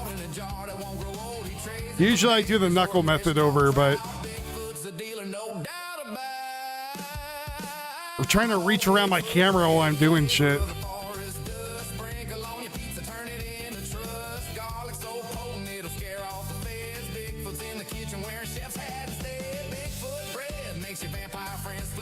Uh-oh, people are going to see I have arms.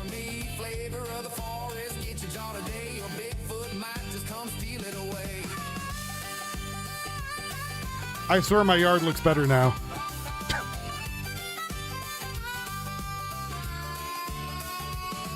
Now listen here, folks. If you're feeling low, grab that Bigfoot breath and let the good times flow. It'll boost your immune, make your mushrooms sing. But warn your sweetheart, kissing ain't the same thing. Bigfoot breath. Bigfoot breath. Flavor of the. There you go. Started making commercials for him, so. Anyways. Oh, it was good. It was very good in that smoker. That's not the greatest smoker, but it does the job. I bet Governor Wheelchair is strapped. I bet you he is. Man, so Trappers is supposed to send me like a light, a holster, maybe a suppressor. That'd be great. That'd be awesome.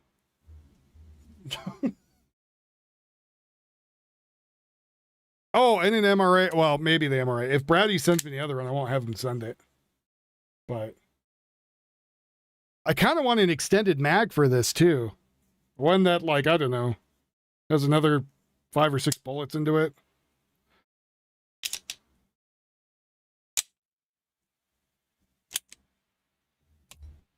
Shoot a hole through the roof. God damn it!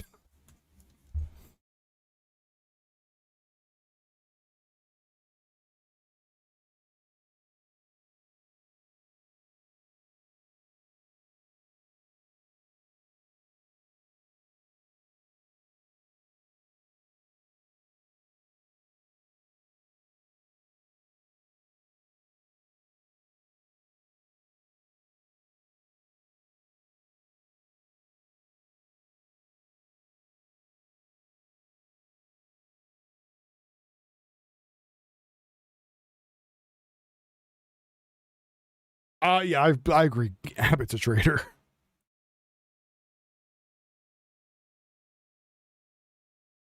Hold on. I just remembered. I don't know. I was just agreeing with him. I don't know. I was thinking about the same thing, so I just agreed.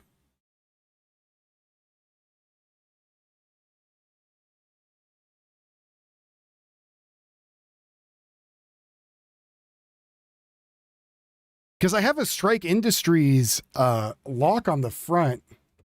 Strike.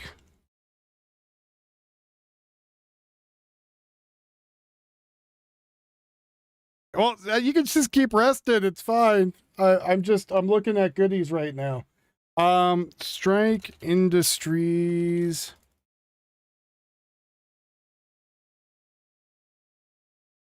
Because I have a quick connect disconnect for my AR. For you put on a You spin it one way and it attaches the flash hider, and then you pull it out and you put the suppressor right onto it. And then if nothing's on it, there's a bird cage under there. Strike Industries suppressor system.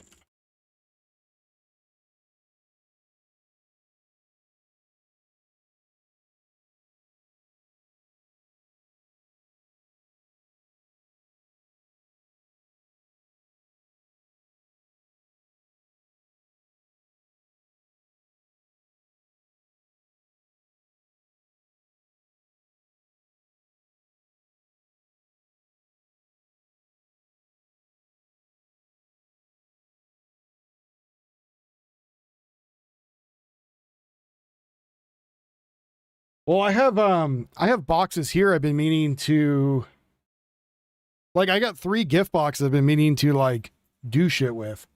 So maybe I should get one of those so I could send it out to some of you. Let's go see.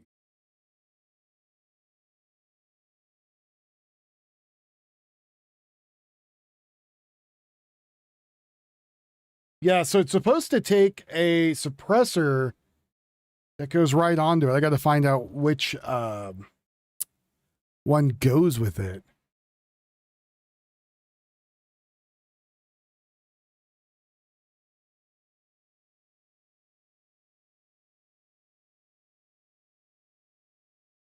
Let's see, not the golf ball launcher, which I do have. Why do you have a golf ball launcher for your AR? Because I can, damn it. That's why. Those are crush rings. Oh, I don't know. I have to go find it later. I know. I think Yuffie just got done yarning up a bag or whatever the hell you guys call it. Is there a word for it? All right. So I think Trappers is out doing a guided hunt this week, so wait for him to get back. Let's see. What else is going on today? Crocheting. There you go. Thank you. I know it's not knitting. When I say that, I get yelled at. But so if you guys all order stuff, I don't know, maybe I'll get a free suppressor. I'd rather the suppressor than another gun.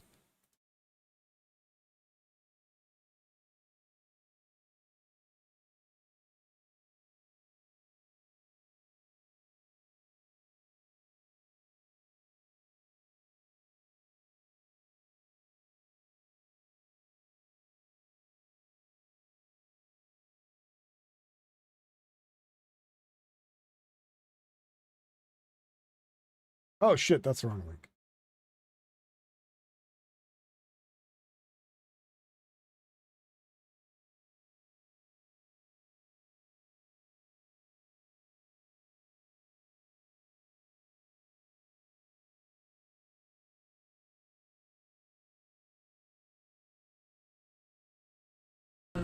Everywhere, like on the whole western side, it could push the fire into Palomino Valley. That's a concern of ours for sure. Wanted to make sure I played out as much of this press conference out of the Reno area as possible. Massive wildfires burning there, 2 massive wildfires that they've been tracking there, and they just gave a detailed update on. We'll let you know if we get more updates as the days pass. A live look at the White House. It's time to hit a break. We're back in a moment.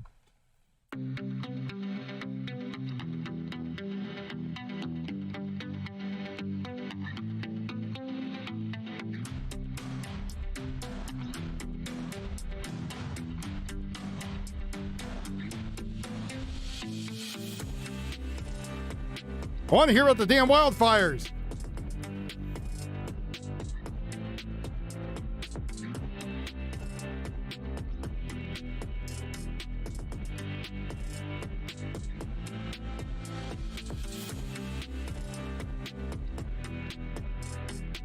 All right, I think I'm gonna get out of here. This is my second show of the day and ain't shit happening. If you guys will let me go over the full bar, that'd be great today. I got to go buy groceries and stuff. I got to go beg Trappers for a suppressor. You know how it be.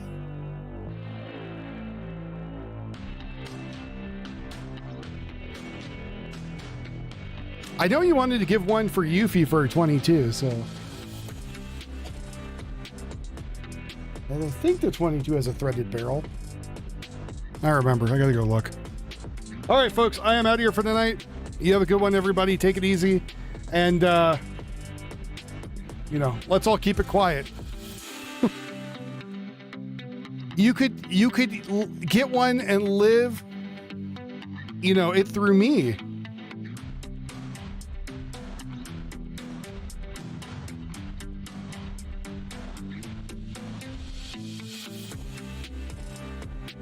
You could live vicariously through me. Yeah, Bradley girl, shoot me an email so I know you have it, and then I'll send you info and stuff. All right. And as I'm scrolling through, I see one of the VTubers saying, I'm joining the war on racism on the side of racism. Okay. All right. With that, I am out of here. You have a good night, everybody. Love you all. Thank you for being here, and I will talk to you all later. That's about going to do it for my time on the deck. Me too, buddy. All right. You have a good night, everyone. Take it easy. Go to trapperoutdoors.com. All of you go order something tonight. Say that Wolf sent you, and hopefully they'll send me a suppressor. Better than a rifle. I'd rather a suppressor than a rifle at this point. It's cheaper. Plus, they make their own. They can literally make one in-house and send it to me. Just since they're all going to be legal. All right. You have a very good, wonderful night. Love you all. Thank you for being here, and I'll talk to you tomorrow. Bye-bye.